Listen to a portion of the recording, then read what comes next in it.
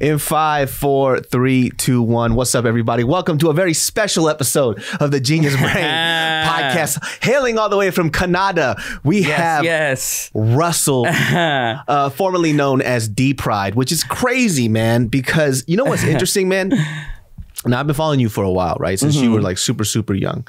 I actually found out about you through my guys, the Stereotypes. Really? Yeah. So they were kind of scoping around like young artists and talent. You know. So if you guys don't know who the Stereotypes are, you know, you guys probably know Bruno Mars, Legends, right? Legend.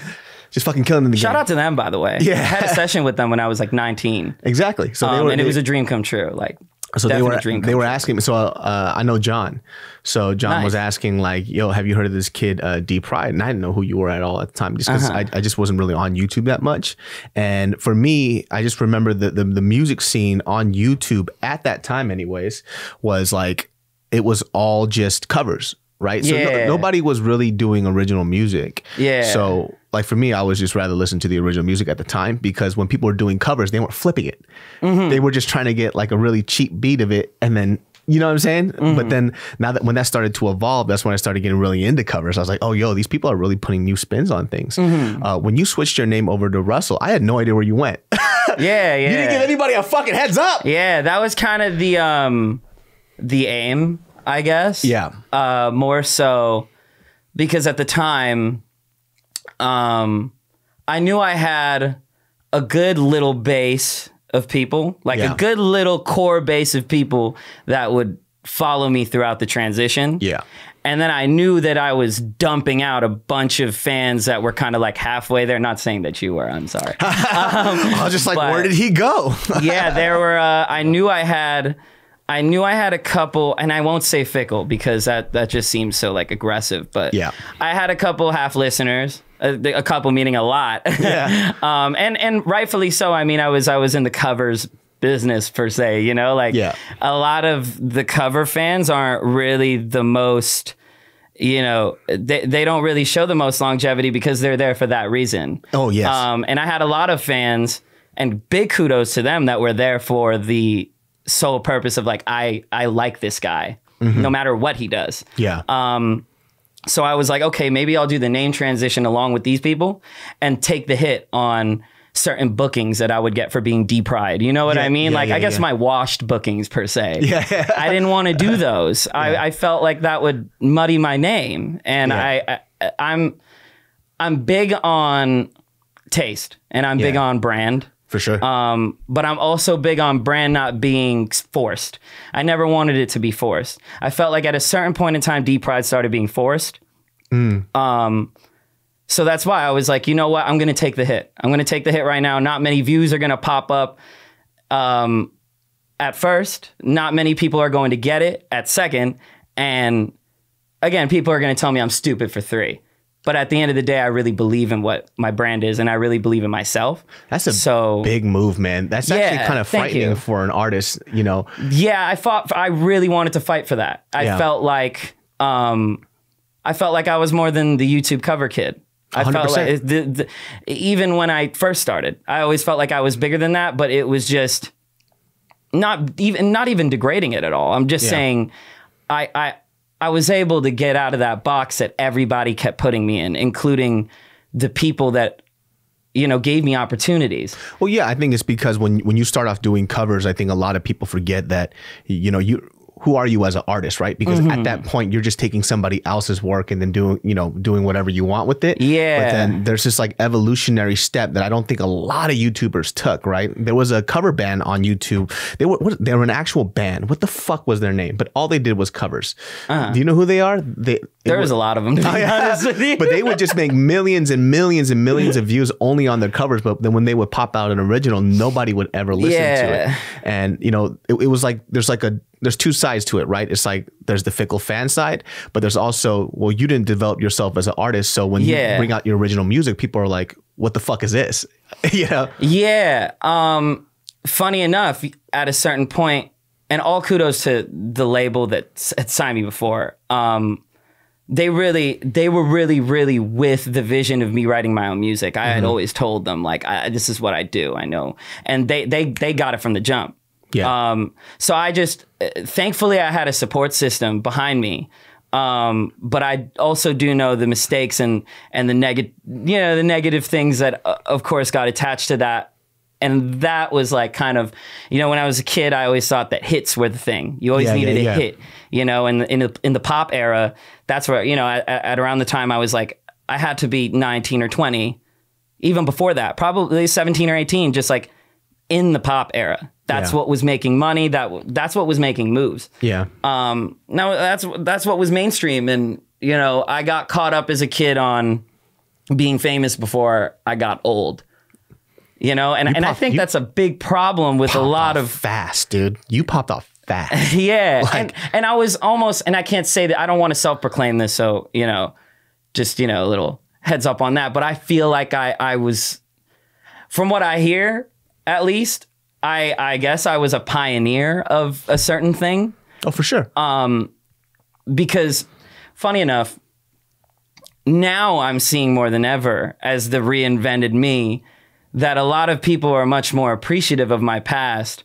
And they tell me, you were that guy. You were that guy that, you influenced me to buy my first mic and write my first song. Yeah. And do X, Y, and Z. I felt like, and I still feel like if I really, really ran the cover thing, I would have never influenced a lot of people because the covers were cool, but it was like really, really making something out of myself was my main goal. I want to make something out of myself. I want to write my own songs. I want to put them out. And if I have, a cover, I'm going to put my own thing to it. I don't want to sing the exact same lyrics. I want to always write my little part. Yeah. And I think that carried me. I think that carried me a lot, that resilience to always at least add my own thing to things. And it's just crazy. I mean, and circling back to what I was saying before, I feel it's a big problem with, not big problem, I'll take that back, but I feel it's somewhat of a problem with the youth of today. Yeah. Everybody thinks they need to get lit when they're young. And if you don't get lit when you're young, your time is up. Yeah. Not understanding like, it's like every corny Instagram post, but Jay-Z really did pop off at 26. Yeah. There's fact, you know what I mean? There's fact about that. Like you could read about that, Eminem, 26, like, just certain on my own podcast. There you go. Go ahead. A lot of artists now, that are at a certain point that we can say, okay, that motherfucker got money, or that motherfucker made some moves. They all popped off later. You know what I mean? And a lot of the younger artists that had things come to them so fast and it was lit and we saw certain things like that, they kind of, not all of them, but majority of them had a burnout. Either a burnout or a mental burnout. You know what I mean? For sure, because this is the hard thing for people to understand. It's like nobody really is prepared for fame and stardom, right? There's no class, there's no etiquette on it. That's why when people were, I was one of them too, because it was very funny. You start shitting on somebody like Justin Bieber, right? Just because he acts so crazy, but just to encapsulate it in something else, like, do you know what it's like to be given the world at the age of 15? Dude. Like insane. It's a weird experience. Everybody's saying yes to them. There's not a single person that will say no. Fucking pussy being thrown at them at the age of 15. Man. It's crazy. I mean, dude, I still have a light amount of post-traumatic stress from that. I go to therapy for it. I still go to therapy for it. Because you popped off super fucking young too, just like him. Man. And there was a big life. How should I say this? There was a lot of adjustment I had to do as a kid. And I see it a lot, and I'd hate to relay it to this or even relate it, but it's like a cat. You take a cat and you put it in a different place, right? And it just moves. It's kind of low to the floor sometimes. And it's like, where the fuck am I? Yeah, you know what I mean? And when you put you think of like a 16-year-old kid, and you put him in different situations, he's like a sponge, you know what I mean? Like, and it's really hard at that age, I feel, to adapt to so much when you're being moved around a lot. And it's hard to do that when you're an adult. So it's like, how can you do this as a kid? Yeah, and then imagine that with, people sucking your dick every day, people feeding your ego, and then kids screaming for you, and, having to do meet and greets when you don't feel like it sometimes. Not because of the fans, but, it's like... You're a person. Yeah, it's like, you know, certain days there was just, you know, be an off phone call from my mom about her having cancer or something, and then I got to go do a show and shake hands with kids and do all this stuff, and it's like I'm young, I'm like, you know what I mean? I'm 18, 19, I don't fully know how to handle my emotions yet, and I needed to, you know, at an older age, I actually needed to kind of be nicer to myself and tell myself like, yo, as much as certain people told you were fucking up or you were a lost cause at those times, or, you know, you were acting reckless or you were a little off, like, yo, you had some stuff going on with you, man. You had the world given to you so fast. I was on planes, like 15 to 20, I was just nonstop on planes. Like, like looking at prom from my computer on Facebook. It was Facebook at the time. That's crazy. Looking at prom, looking at all these things, and it was just like, oh, damn, like I just want to get lit so young, you know? Do you feel like you weren't really allowed to be a kid?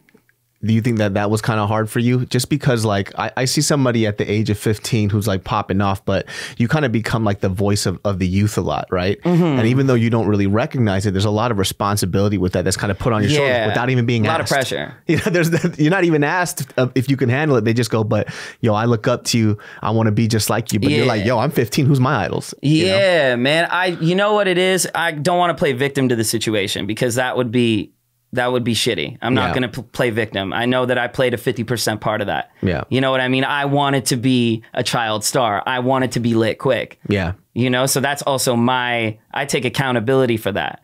But at the same time, it was like, some of it could have been done a little better, you know, and that's the other 50 on the other side of, you know, life, the label, everything. Well, who was in your corner to kind of help you just kind of funnel all the good shit and then kind of get rid of all the bullshit? Because I feel like as a young person, that's the hard part. Like, who's the person in your corner to do that?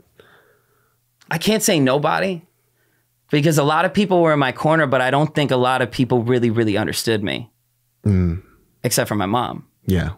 You know, I mean, I have it tatted on my face, you know, like Lovely Lonely is like, I really genuinely, when my mom passed away, felt like I was like the loneliest kid on earth because nobody understood certain things I would say or certain ways I would act when I was that age. And again, I don't want to play victim. Like, you know, I acted out when I was really young. I'm going to take full accountability for that. Yeah, but that's indicative of somebody who's young though. So I think like you shouldn't really have, I'm not saying, I mean, it's great that, you know, you can look back at the age of 15 or 16 and hold yourself accountable for these things. But for me, I look back now and I got to say, sometimes young people are just young and it just takes time for somebody to mature, you know? And that's the hard part because that's why we have a lot of old heads. They look down at young people, you're fucking dumb. But if I know those people and I'm like, dog, when you were younger, you were way worse, you know? So there was something that happened in your life that allowed you to mature, whether it was time, whether it was a human being, who knows what that was, but those things take steps and time to happen, right?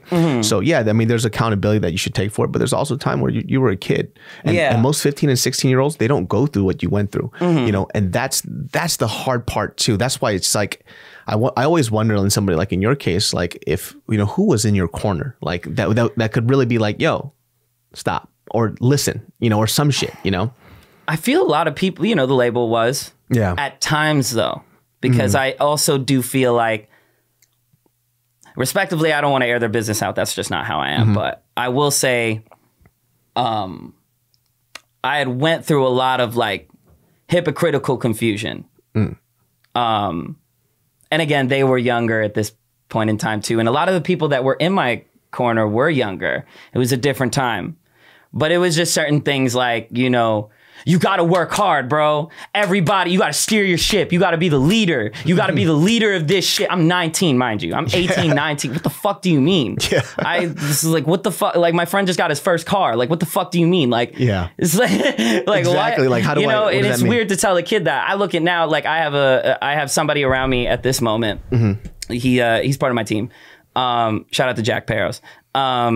His name's Jack, and he's like he's a super young kid, but I never take him like I never try to son him like that because of the amount of times I felt like I was son. It just really, really weirded me out at those times to kind of be pressured into things and talked to like I was a college football player when I really was just like, you know what I mean? Like, it's a cute like music. Yeah, like I just want to make rap songs. Like that's it, you know? But you know, it's just, I look at Jack sometimes, and sometimes I'll feel a bit, I'll like speak a bit harsh to him. And then I'll even indicate it within my own speech because of those times. It's like, don't pressure him that much, man. Come on, dude. Like, what are you doing, man? Like, this is fun at the end of the day with all of you. So be a nicer guy to this kid, man. And like it, you know, with that being said, it's like, with those moments in my life, I just wish there was somebody in my corner at least to be like, oh, this is kid shit. Yeah. You know, again, for example, that, you know, you steer the ship, all this stuff, but then being told, again, with what I said about like hypocritical things, it's like, on the other side, I'd get, hey, man, we need you to hang out with some kids, man. Being around a lot of older people, you know, X and Y and Z got friends from NYU because I was staying in New York at the time. Like, why don't you go hang out with them? You know, and it's like, I just felt like a studied lab rat at certain points, you know? And again, it's not how I always say this. It's not about what people say. It's how you make them feel. And that's how I felt. I felt like a lab rat at certain points. Well, because they were giving you advice that they didn't even know it was sound either. They were just they were just talking. It sounds like they were just talking. They were just like, maybe he should do this, but they were saying it with a lot of confidence, even though they didn't really know. And again, they didn't. So that's why I'm not like they're horrible people. It's not like that. It was a lot of stuff. I mean, I got talked to a certain way a lot. And I know that because I go to therapy now and I'm telling my therapist all this stuff and she's just like looking at me like, you know what I mean? Like, it's like, I know certain things weren't all the way my fault, you know, but I took accountability anyway as a kid and then beat myself up for it a lot. And I grew with a lot of self-hate. I grew with a lot of shame. And then when things went a little sour, I grew with even more shame. And it was, you know, the people in my corner, they did help me out and they were quite confident, but I feel like the love language just was a bit harsh. I feel like, you know, one of the last meetings I had with them was just this meeting of, you know, things aren't going well. I think you're going to need to take a trip back to Toronto and be a kid again and kind of make some decisions and, you know, and finally, but it was like almost the cage had been set free and the canary can go. And I'm like, I am 21. Yeah. What? Yeah. What? Yeah. Like, what are you talking about? Like, yeah, like my young life is just beginning, but what? Yeah. And then it was just weird. Or 20, 21, I don't even need to date these things at this point, but that's what happened. And again, like hearing, funny enough, I found out later on in my life that during that whole period of time, I was anxious. I had anxiety, rough anxiety, like very weird anxiety. Like I would literally like ask anybody around that, like I mean, weirdly enough, I'm not doing it right now, but I would just be jittery in rooms and at a certain point in time, it's like even, you know, for example, the people in my corner, I would shake and they'd be like, yo, stop fucking shaking, man. Yo, see, name me one successful person that shakes. It's just like that. It's like, you could kindly tell me to stop shaking, but I'm this child star. You want some, you know what I mean? And it's like, stop fucking shaking. Or like somebody would record me doing it and then send it to the group chat and I'd have to see, you know what I mean? Like just dumb shit. And again, I don't want to be disrespectfully airing anybody out, but just to show you perspective on how I felt back then, it was very weird, you know, very just, a lot of that stuff didn't need to be said to me. But at the same time, I don't feel like the world owes me shit. And I don't feel like, it's like the world's going to be mean sometimes. So that's another thing I kind of had to learn out of all that. And I kind of had to learn to build my thick skin and really understand these situations for what they are. And it's weird because you're kind of thrown into a very harsh industry though, especially as a young star, right? And I think like with companies like that, they kind of look at people like products, right? Yeah. So when they see you do things that are actually very fucking human, you know, yeah. And in a way though, again, like I'd have to come from a place of understanding too. It's like they were family to me at a certain point. So I can never ever sit here and say and victimize myself. I can't victimize myself. Yeah. I always tell myself that, like, don't do that. Like, you went through things, they went through things, and it's That's what it is, and it's all the past. So lay it down, but also just be aware of what happened and reflect upon these feelings sometimes. Yeah. Because at a certain point in time, I'm going to have either an artist under me, an entity under me, somebody like Jack that I was talking about earlier. You know, somebody that I'm going to have to play that role with sometimes. Not a big brother per se, but probably just a mentor, I guess, in certain ways. I think for you too, though, like I understand the whole concept of not wanting to like victimize yourself and taking personal responsibility, but there's a point where it kind of goes a little too much, right? Where you kind of hold this thing where it becomes too much your fault, you know? Yeah. So there's like a really tricky balance of that. Yeah. Because, you know, because we could talk about personal responsibility and we could tell ourselves all the time, it's like, I understand that's how the world is, but sometimes people are just fucked up. Yeah. You know? Yeah. And so I think it's a because I'm more the opposite side, right? I always go, fuck you. And I just move on. You know what I mean? Yeah. And then I have mental clarity after that. And, you know, probably my side, I'm probably a little bit more opposite of you, where I do take a lot of personal responsibility for the things that I do. But when people fuck up around me, I do have a tendency to hold it against them a lot. Not in the sense that it's like, it's not the sense that I don't have empathy for them, right? So for example, like, you know, I have friends who have done fucked up things, but then I look back at them, I could be like, oh, well, they had a pretty fucked up life growing up. People have betrayed them, they've stabbed them in the back, and they're just putting that energy on me. But I still say at the end of the day, fuck you though. And I move on. Yeah. So I try to balance it out a little bit. It's like, I understand you as a person, but I don't fuck with you anymore. Yeah. You know, with the people in my corner from back then, it's like, we're cordial now. Of course. You know, things are civil now. And I love that. I love that it's not forced.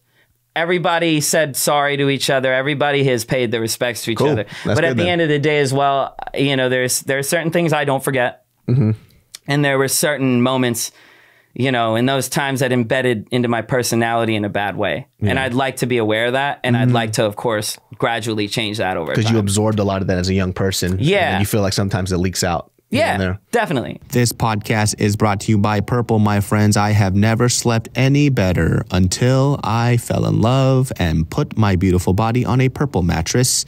Yes, the best sleep of my life. And ever since I slept on a Purple mattress, I've been waking up smarter. And why do I say that? Because I got a good night's sleep. And we all know that when you sleep well, cognitively, you do better the next day. And I use my brain all the time for work. So yes, I do need good sleep. And on top of that, can we talk about how cool it keeps me? I'm a sweaty man, especially during the summer. And even if it's not during the summer, I still sweat a lot. Well, the technology behind a Purple mattress not only crepes on your comfort, it also keeps you super, super cool. So Purple Mattress, thank you very much for that. 100-night risk-free trial. If you're not fully satisfied, you can return your mattress for a full refund backed by a 10-year warranty and also free shipping and returns. You're going to love Purple. And right now, my listeners will get a free Purple pillow with the purchase of a mattress. That's in addition to the great free gifts they're offering site-wide. Just text BRAIN to 84-888. The only way to get this free pillow is to text BRAIN to 84-888. That's BRAIN to 84888. Especially in the way I talk, my demeanor, certain things that I do. I always go home and I reflect, but not overthink. I just reflect. So, you know, even tonight, like from certain things that I said, maybe I'll just reflect upon them and just hope that I didn't hurt anybody with what I said, because I never want to do that now. I never want to actually come out my neck about anybody that serviced me, whether bad or good, because with whatever you did, I am me now because of it. So I can't, you know what I mean? I can't be bitter like that. I grew up with a lot of hate on my shoulder, you know, walking into certain things. You know, I didn't grow up with a father. You know, I grew up with a stepdad. And I loved him. You know what I mean? Like, I could grow with certain feelings, but at the same time, like I'm growing to appreciate, you know what I mean? Yeah. But I have been through certain things in my life that put hate in my heart. What age did your dad leave? 3 or 4, I think. Oh, super young. So did you not really have a relationship with him, or? Nah. I don't even really know what he looks like.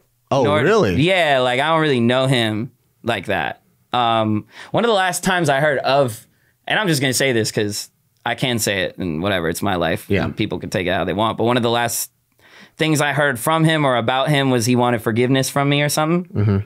And I just couldn't really, I didn't really have like a Like you didn't know what to say? Or It's just like, cool, you know? Yeah. Like I get it, but like, who are you to me in a way? Because I love my stepdad. Yeah, more than anything in the world. So it's like, if it was my stepdad, if it was my stepdad and I that had a problem and he was on some shit like that, you know, after some time, by all means. Because you have a foundation.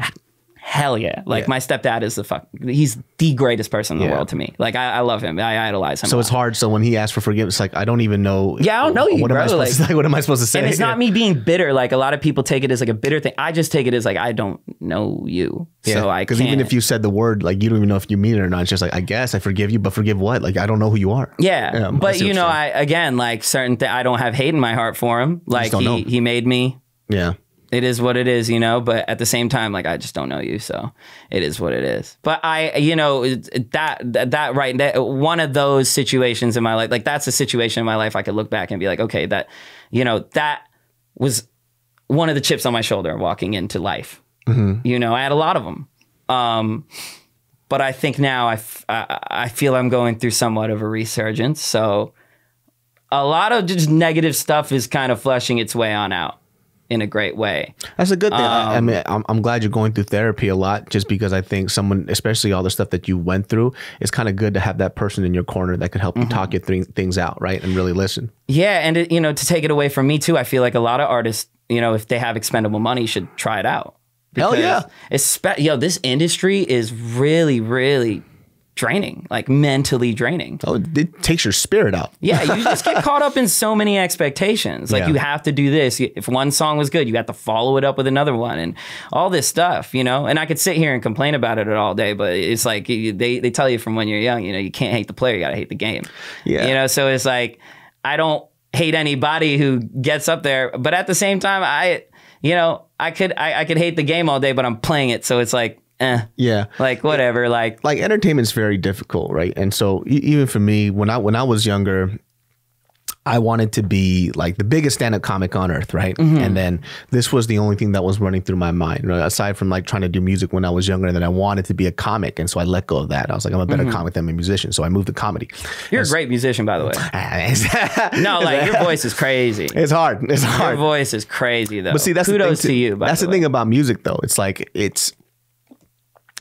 like I appreciate the music a lot, right? But I don't love it. You know what I mean? Like when I see you make music, I could tell you love it, right? Thank you. And that's the biggest difference. So when even like, you know, I have a lot of great fans who go, you should do music. It's like, I can't, because I don't love it. I can't dive into it. I don't know what my voice is. I don't know what my sound is. I don't know how to write things because my heart's not there. But if you have like today, like I thought of something funny, I wrote 3 pages of a new set. Incredible. Like that. Nice. I can't do that with music. I can enjoy music. I can appreciate it. Like sonically, I can understand it. Yeah. But then if you ask me like, yo, get in the booth and do something, I'm like, yo, I got nothing for you, man. Because the heart's not there. You know what I mean? And that's like the biggest, I guess like that's what I want to tell young people. Like when you want to do music and they really want to make it their life. Make it's sure like, your heart is it's like, do you really? Because music is not as easy as you think it is. It's not People think it is though. Yeah. You know, it's like do it. And again, rightfully so. It's like, it has been a little easier. Like to be honest with you, I mean, I'm in the game myself and I see that. And for somebody who's been in it for over a decade at this point, you know, I see people come and go, and I see a lot of people that, you know, get into it for the wrong reasons. And then I won't say they make it, but they make it to a point, and then it gets really real for them. And they're like, do I really love this? Yeah. And it's like, dude, what do you want to do now? You have this major label, you signed for this deal and you got this one big song, but like now you're, you know, questioning all this. Well, it's because they found out they weren't a musician. They're like, oh wait, I was just having fun. It's like, well, if you wanted to have fun with it, keep it like that. Like enjoy it for what it is. But when you start stepping into a real stage, well, now the shit becomes a business. So when you get signed to a label, you have contracts and stuff. It's not just your music anymore. Now it's your music, and also there's this tab that's being kept on the other side. And that's that hard part for people to really balance. You know? Yeah. I mean, I was one of those people. Yeah, you know what it's like. You know? But I know this from just being myself, that there was a mission the whole time, and that was I mean, the first one was just like, I knew I was always going to be famous and a star for something. Like when I was a little kid, I knew that. Man, you and Tim have that in common. Yeah, you man, and Tim that's why I get along with him so much. You and Tim have that. It's so funny because Tim says the same thing. He goes, I always knew that I was going to be famous and I was going to be a star at something, right? Which is so interesting because not a lot of people can self-prophesize that, you know? For real. They have that mission, they have that goal, and it happens. Yeah, that's how I know that my heart was in it, you know? So I know a lot of kids and a lot of younger kids will tell me, you know, a lot of younger artists, you know, people that have influenced me, and it's just like, you know, some of their goals, like their main goals or followers are like, you know, a Rolex or something. And guys, man, like, what do you really want though? Yeah. You know, like, tell me what you really want, because you're gonna get the Rolex, and then what's gonna happen? You know what I mean? Like you're gonna get this, and then. Do you feel that happened to you? Like once you kind of popped off, did you ever think about the what next part? No, weirdly, it's hard, right? Because I never think about the what next part, because even like I've talked about this before, where I made this like film that got into Sundance, right? And I expected my life to be dedicated to that for about like 6 or 7 years until I got into any film in Sundance. Happened in my first year, and I didn't prep for the what after. So I set this huge goal for my 6, 7 years of my life, and then it happened, and then I sat after and I was like, I'm done. You know, I was like, okay, what do I do next? Yeah, you know? I think, you know, in a way, there's a side of me that knows I have like a certainty in certain things. Like I know for a fact, and I've had this attitude for about, ever since I went broke after the deal, I told myself, it's gonna work, it's gonna happen, and you're born for it. See what happens. Yeah. You know what I mean? I always had this see what happens thing.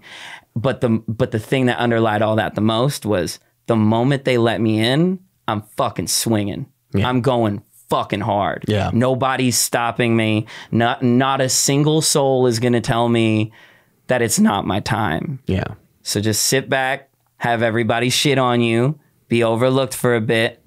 But for real, like, I fucking do this. So the moment they let me in, I'm fine. And that's why, like, sometimes when I feel like I'm underplanned, I'm still good to myself. I guess that's just the confidence of me being an artist. And I think you've already had that side of having a label behind you. So you actually have something, an experience that a lot of people don't have, which is you get to play both, right? Yeah. So there's the unsigned artist and there's a signed artist. Well, the cool thing about nowadays is, like, do you really need to be a signed artist? You know, you know, depending on what you really want out of music or whatever you're doing, right? So you have an ability to pick and choose now, right? Yeah. And so you've done it before. Yeah. Do it again. It's probably the best time now more than ever to try to be independent. But at the same time, I don't want to totally shit on the major label situation. Of course. Because some people need that. Some people actually, you know, I would probably need that if we're being honest, because I know my shit. So it's like, I'm able to finesse a deal like that. A lot of artists aren't.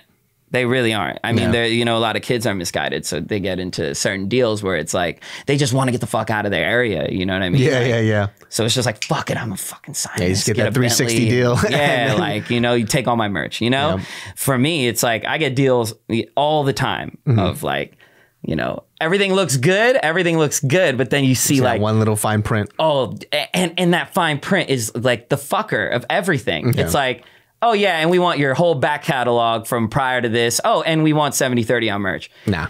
Fuck that. Are you fucking kidding me? I put my fucking blood, sweat, and tears into my back catalog. Yeah. That's me and Kyle, shout out to K Beats. That's me and K Beats, like, in a fucking room making beats for fucking weeks. Yeah. And spending our money and our time to make these songs. And you want to take my back catalog just like that for what? Because you're giving me the, nah, like, I get it, but I'm gonna make money for you in the future. Like, let me keep this, like, let me keep this little piece. Well, like, that's the hard part, right? Because that's what I'm saying. There's a stark difference between what you do and what other artists do, is because you are a musician. Yeah. Right? Yeah. Most people can't do that, right?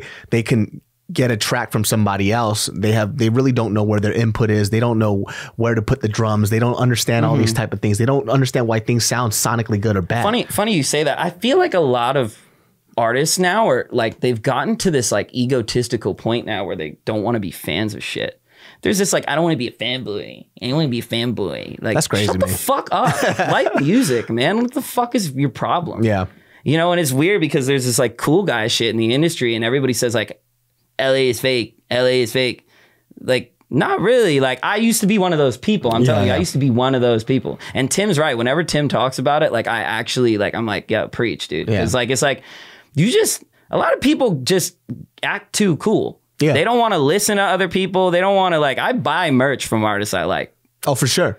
And I pay it forward like that because I know that other people buy my stuff because they like me. What, you don't want to be a fanboy? Like, what the fuck? People are a fanboy over you. So yeah, appreciate music like how everybody else does, and you're never going to lose the love. Because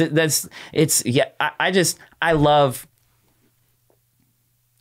I mean, for lack of a better expression, I love this shit. I love the game. Yeah. I love, like, I just love when I can be a kid again and listen to certain albums and, like, not have to care about the technical aspects of certain things. Or, you know, me being in the industry for a long time, I was the snobby kid that would, like, if a girl showed me a song, I'd be like, oh, the mixing on this record is terrible, and I don't like the material. Shut the fuck up, kid. Yeah. Shut up. Listen to the song, enjoy it. This girl likes it because the beat is nice. This girl likes it because, you know, as minimal as the lyrics are, she understands them. Yeah. You know what I mean? Not everything has to be dippity-doppity-doo and fucking lyrical, miracle, spiritual and shit. And a lot of people are like that in a regard. Or like, you know, there are so many expectations even from fans sometimes, or like the consumer, that I feel like even the people that create and consume are so much more. I always tell people this, like, take a break sometimes off making shit and just let the shit be made in front of you sometimes. And I feel a lot of people are in this, like, and especially the internet is in this, like, 24-hour motivation. You have to always be on your shit. Eat shit for 30 years. It's cool. I understand it. But, like, yo, sometimes I ate ramen chill the today. Fuck out. I laid on the couch and I watched anme. Yeah, and then I came to this podcast. You know what? You need that. Because I needed it. I was sore. I did 10 push-ups yesterday. That shit hurt. For real. But that's some real advice, too. Yeah, man. I had the same problem when I see people who are, you know, new up-and-coming filmmakers, right? Mm-hmm. There's a couple of things that happen. When I watch a film, you know, there's Rotten Tomatoes and all this other stuff, right? Mm-hmm. Right when I watch a film, people come out and they have their review for it, right? It's like, hold on a second, man. Mm-hmm. Were you even watching it? Yeah. Like, why don't you just watch it for what it is? And then maybe the second time around, you can critique it on, like, the technical aspects. Because that's the hard part when people don't understand. One of my favorite fucking films is Nacho Libre, right? Nacho Libre is one of my favorite comedy films of all time. And there's so many people that think it's dumb. Because I didn't go in there trying to dissect. It's like, that wasn't even a real Mexican accent. I don't give a fuck. Yeah. It was funny. I watched it for what it is. Yeah, you know what I mean? And that's the hard part too. Even with music, one of the hardest things that I have to listen to all the time is when an album drops and they go, best album ever. It's only been out for an hour. Yeah. How did you listen to the whole thing? Yeah. How? Or when somebody just automatically thinks something is trash. Yeah, like you didn't even get this. It goes both ways. Yeah, you got to sit in it for a second. Because back in the day, so if I wanted to check out an album, it was either in like a magazine or it was somebody talking about on the radio, but there were people who were reviewing music and they were given the album ahead of time, like a couple of weeks, maybe a month ahead of time, right? And they were allowed to listen to it for a month, sit with it, and then put their review out. But now it's not about whether an information is right or if it's your real opinion. It's about who can get it out there first. Yeah, it's whack and too. And it fucks up a lot of things, specifically with music. Like I see it a lot. They go, that shit was the best album of all time. You've only heard it 10 minutes ago. Impossible. You can't say that. And then I read fucking 1,000 fucking articles about this album when it just dropped. It's like, yo, impossible. Yeah, chill with it for a bit. Like, you don't understand that when an artist sometimes, especially if you really fuck with them and you appreciate them, you know they're a musician, they took months, maybe a year to make this fucking album, and then you judged it in 10 seconds. Like, yo, sit with it a little bit. You know what I mean? Just listen to it. And then you could say it's trash. Then you could say it's good. But at least, like, give it a fucking chance, you know? Yeah, a lot of people don't do that. I mean, it's even like in the Drake thing. Like, so many people are just so like, when Drake first came out, it was like nobody really gave certain things a chance. You know? It was just like, it was so weird. Also, as a kid that lived from, like, it was from that city, to hear people just be so like dismissive sometimes over him. Well, and now look at how he turned out. Like, well, that's because he was a pioneer though. Like he had to be the pioneer. Well, you know, Kanye started off with that whole thing about, I don't have to be a thug to rap. You know, and he really allowed people to be like, yo, this guy's wearing fucking, you know, polo collared tees, bright fucking colors, and you can't say shit to him because his music's dope. For real. And then, you know, Drake had to do the sing-songy thing, which other people were doing too, but he really did it fucking well. He did it really well. And, you know, during that time too, it was still on that cusp of like, you had to be a thug to rap. You know what I mean? So a lot of people were hating on him because he had popular music, but they just didn't want to label him as a hip hop artist. They said, no, he's an R&B singer. I remember that argument a lot. He goes, no, he's a singer. And I was like, no, he's a rapper. He's just doing teeter-tottering. You know, well, the perception of him was teeter-tottering. I'm happy, you know, for what he's turned out to be, because it's proved to a lot of people that, you know, don't have certain expectations, man. And I was a Drake hater too, because when I came out, I loved his music, but I just didn't like him. You know what I mean? Yeah, but then, I get you. But then when somebody would ask me, it's like, well, why don't you like him? It's just like, I just know something about his fucking face. I just hate it. But then I would always listen to his music though. Because I couldn't hate on his music. Yeah, that's what I was about to say. I've always heard things like that, but everybody has always just listened to his music either way. You can't deny his talent. It's impossible. Cream always rises to the top. That's what it is. Definitely. And I feel like, you know, with all that being said, it's like, he's one of those main people. It's like, when you're the biggest thing in the world, people are just going to hate on things to hate on things. It's easy. People literally hate on things like the moment, like that he drops, like the moment they come out. And it's like trash emojis for like 3 days. And then you hear it in the club and it's ringing off. Of course. You know? And again, people just want to be quick to the joke. They want to be quick to the trash joke. This is trash. I want to post this meme to say this is trash. Yo, when Swimming came out by Mac, I swear I've seen countless memes like Mac Miller drop, meh. You know what I mean? Shit like that. Yo, he passed away and everybody was on his dick after, and it's like, yo, fuck you. Yeah. I know the real truth, like behind, it was just stupid, but it's like people just want it to be funny, and people are always going to want to be funny. So it's like, at the end of the day, like I see it as like, you know, when people have fast reviews for things, again, I don't need to like call people out. I don't need to be that guy anymore. I just look at you and I'm like, cool, man. You're just, just be like you, man. You're never going to enjoy music if you're just going to be overcritical all the time about it. It's smart though. I think that's like great advice for a lot of people. Like, you got to be a fan first before you do anything else. Because where's your inspiration coming from? Yeah, I always hear creatives just like be like, yeah, man, I'm uninspired. I'm not finding it. Blah, blah, blah. Yeah, it's because, bro, you're living an engulfed life in your ego. Yeah. Like these are artists that are bigger than me that tell me this shit. This podcast is brought to you by Skillshare, my friends. It's time to explore new skills, deepen existing passions, and get lost in creativity with Skillshare's online classes. Do you like learning outside of traditional ways of education?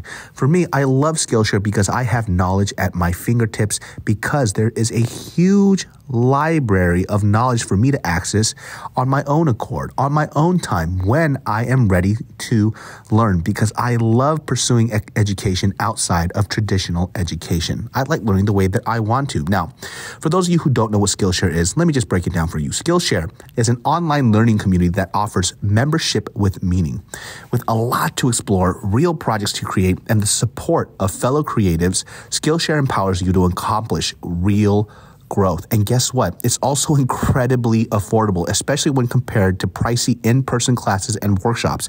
An annual subscription is less than $10 a month. Now, for me, I love photography, so I've been taking the fundamentals of DSLR photography class, and it's been helping me just kind of learn a lot of the basics that I didn't know, just trying to learn things on my own, just using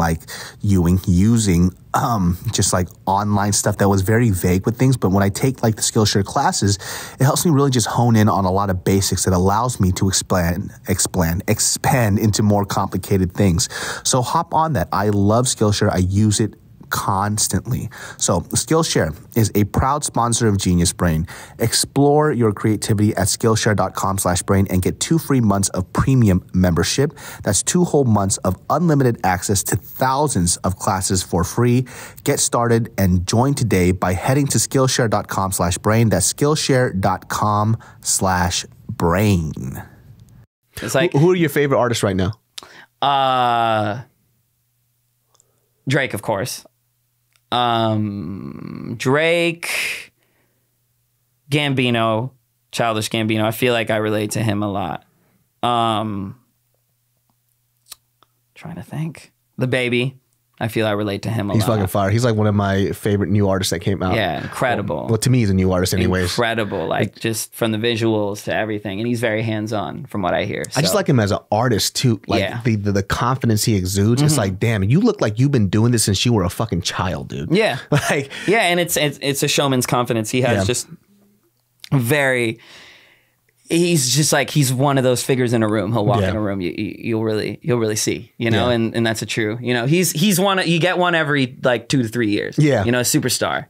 And it's always good. I feel like the world needs a superstar every now and then. And especially on top of that, like a hip hop superstar. Yeah. You always need one of those every now and then. You know what's kind of crazy keep the too? Flavor going, like we were talking about how there's a certain amount of young people who just wanted to be lit and they kind of rode that wave out. It's funny how, like I said this too a while back, I was like, I appreciate, you know, people like Lil Yachty came out. Yeah. I didn't understand it. It wasn't my thing. But if my thing about hip hop is like, I think like the youth kind of speaks towards its evolution, right? So it's like when an older person says that's not hip hop, well, before they had that, there was somebody before you that was saying that what you were doing wasn't hip hop either. Yeah, it's like, so it evolves differently. But the interesting thing about their wave was, I feel like their wave has started dying out, and now they want more. Now people just want a little more lyrics again.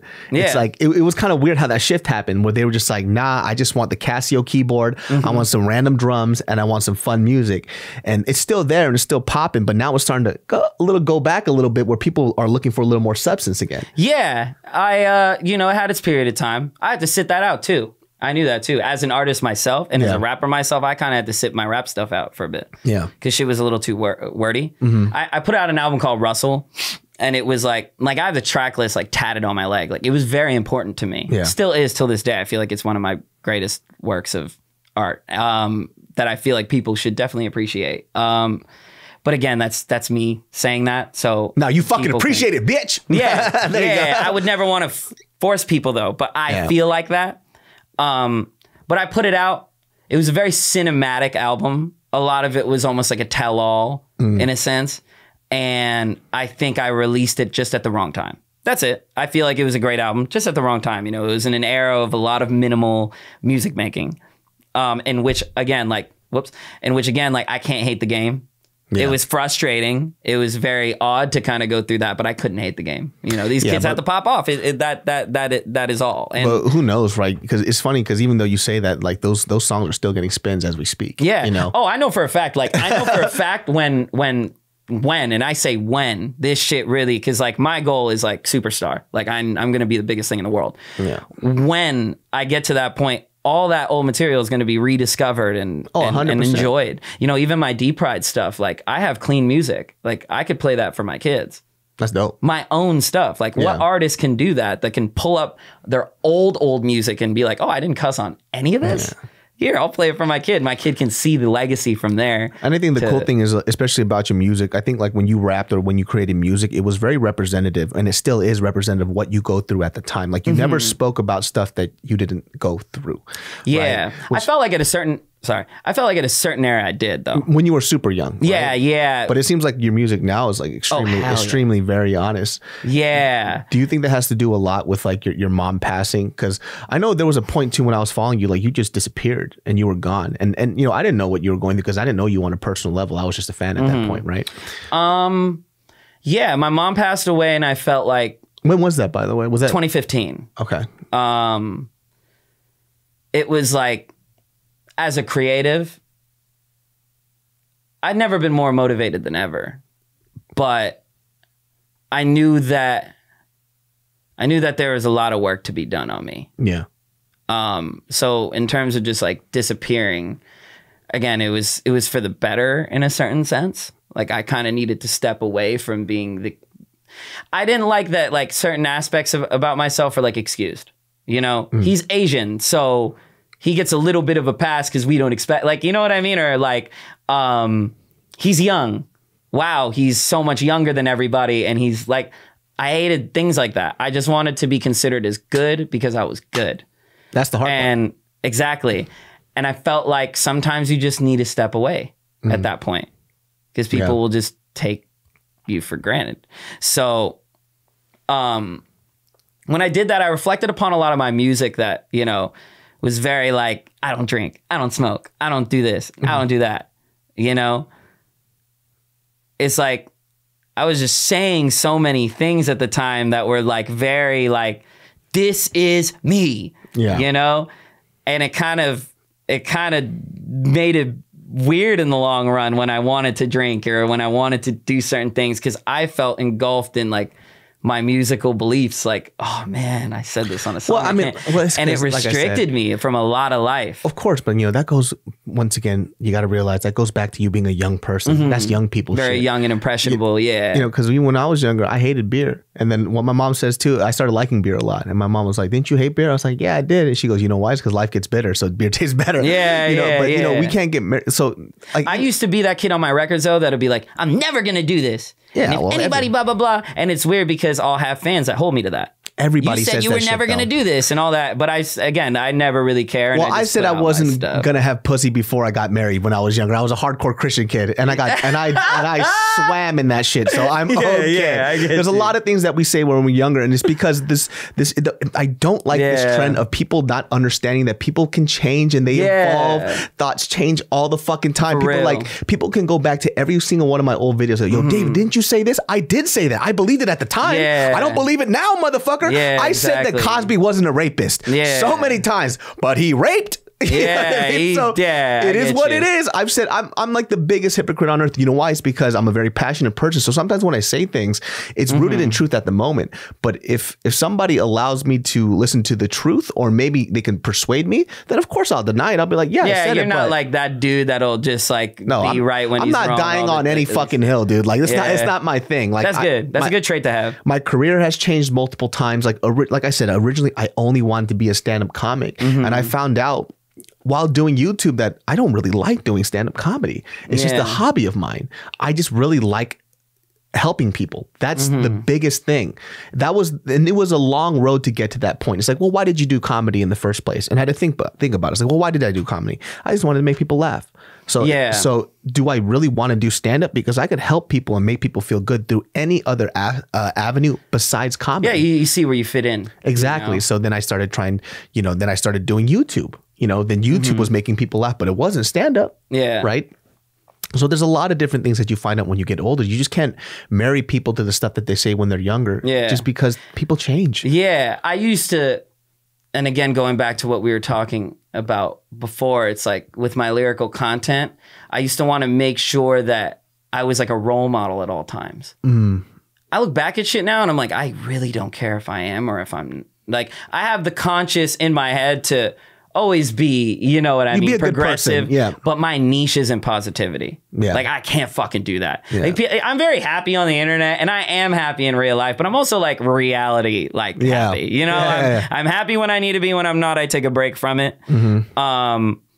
And I feel like some of my music back then, bringing it back to that, is like I would write about certain feelings when I wasn't feeling that way. So I can date back to certain songs that other people would be like, yo, that really helped me. I blah, blah, blah. And in my head, I'm like, yeah, that helped you. But I kind of just wrote that. That reason. I didn't do it because it was me hurting and going through that. I just wrote it because I'm a good songwriter. And I wanted to say that because like a lot of artists are like that, where they'll write a certain song and like they don't all the way feel it, but it will be like their biggest song or something. And then they'll just run off that like, yo, okay, I really meant what I said on that song. Sometimes it's like, no, you really didn't. Like, are you writing all your stuff right now originally? Everything's from me. Yeah. Do you have another writing partner? Or it's just you? Just me. But I do listen to people in the room. If it's Kay or that's hard, dude. Yeah, that's fucking hard. Thank you. I can't do that to save my life. Like, what's funny is, sorry to cut you off. No, go ahead.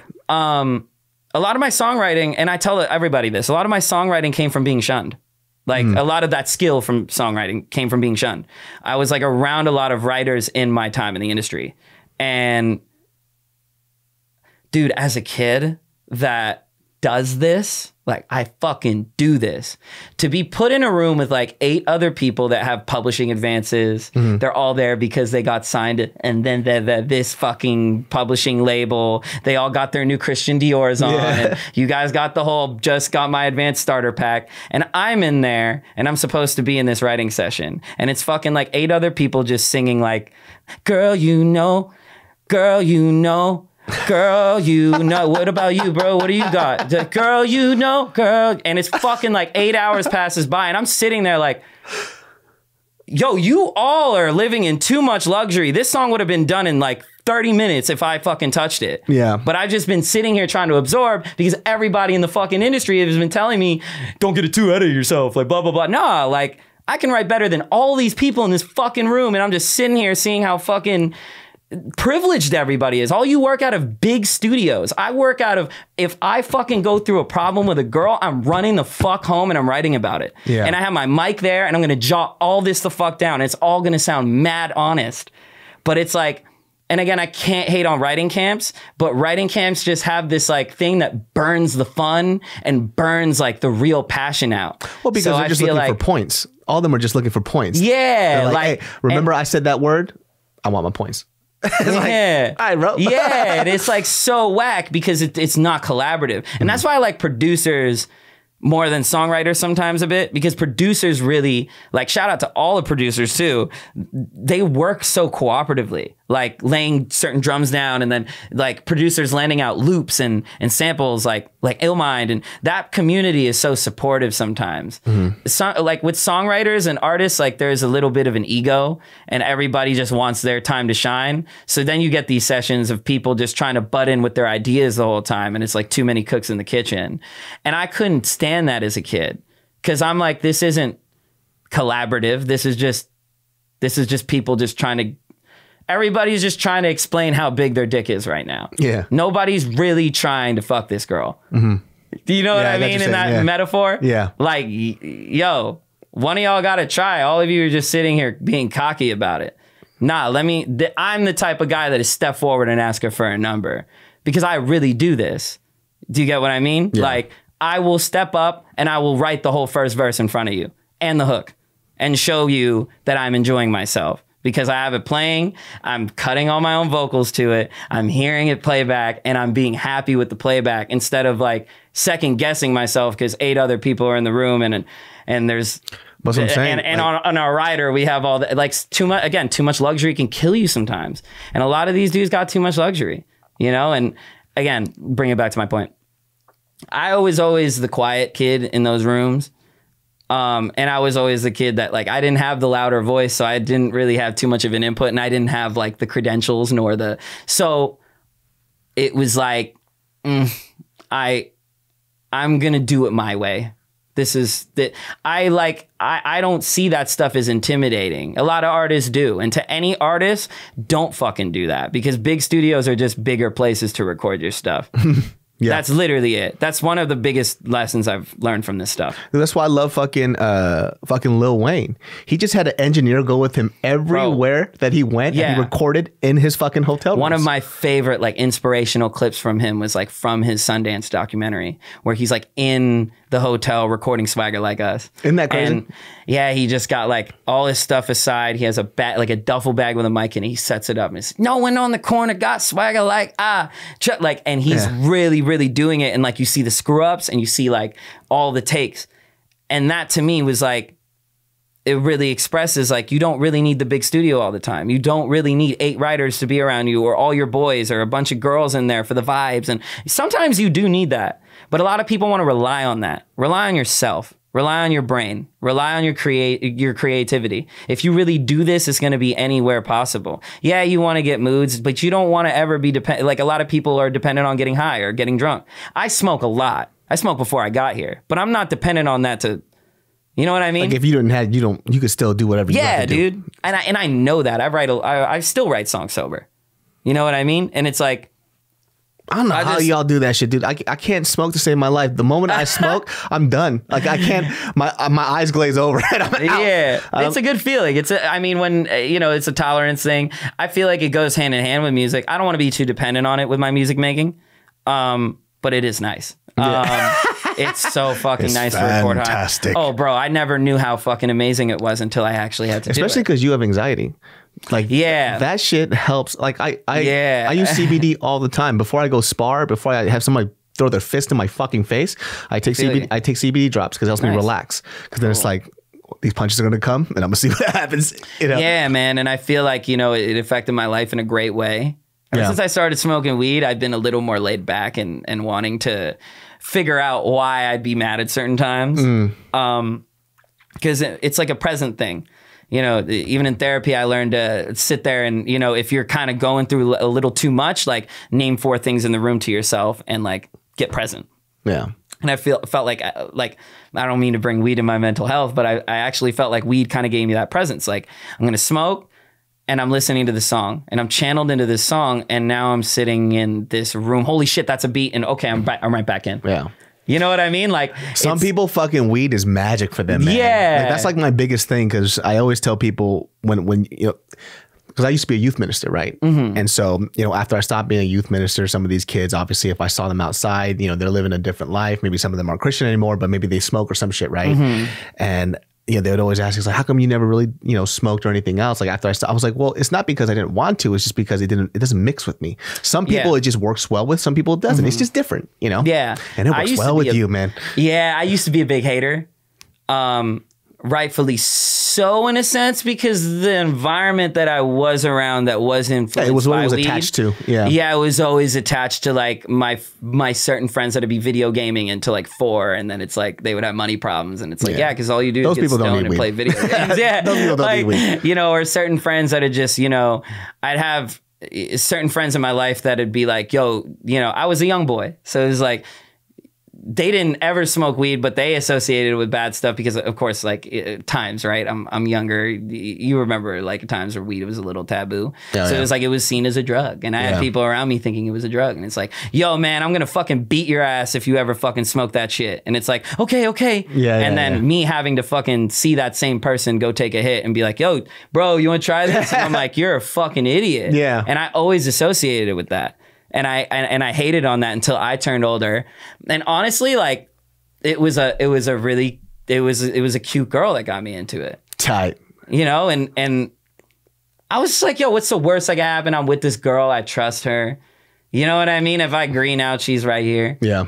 And I did it. And I was like, oh, I can handle myself. What?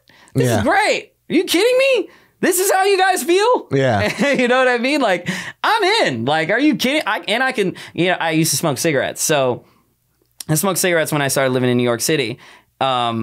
And I get it's so child star of me. Like, I was just being the stressed out kid. Like, you know what I mean? What's that 13-year-old smoking so many cigarettes for? My God, what's he going through? Yeah, man. When I was old enough to finally buy them, I just would do it. But I had to get rid of that. And you had to go to the city where it's the most expensive. Exactly, man. Newports and all that.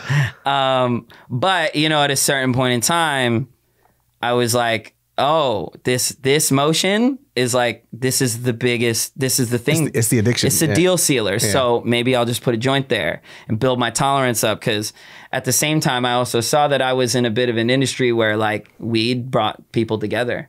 And I saw it in that aspect. Like, oh, maybe I should like also...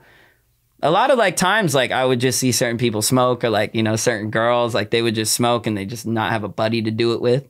And it'd be the perfect time to go say something to them or like talk to them.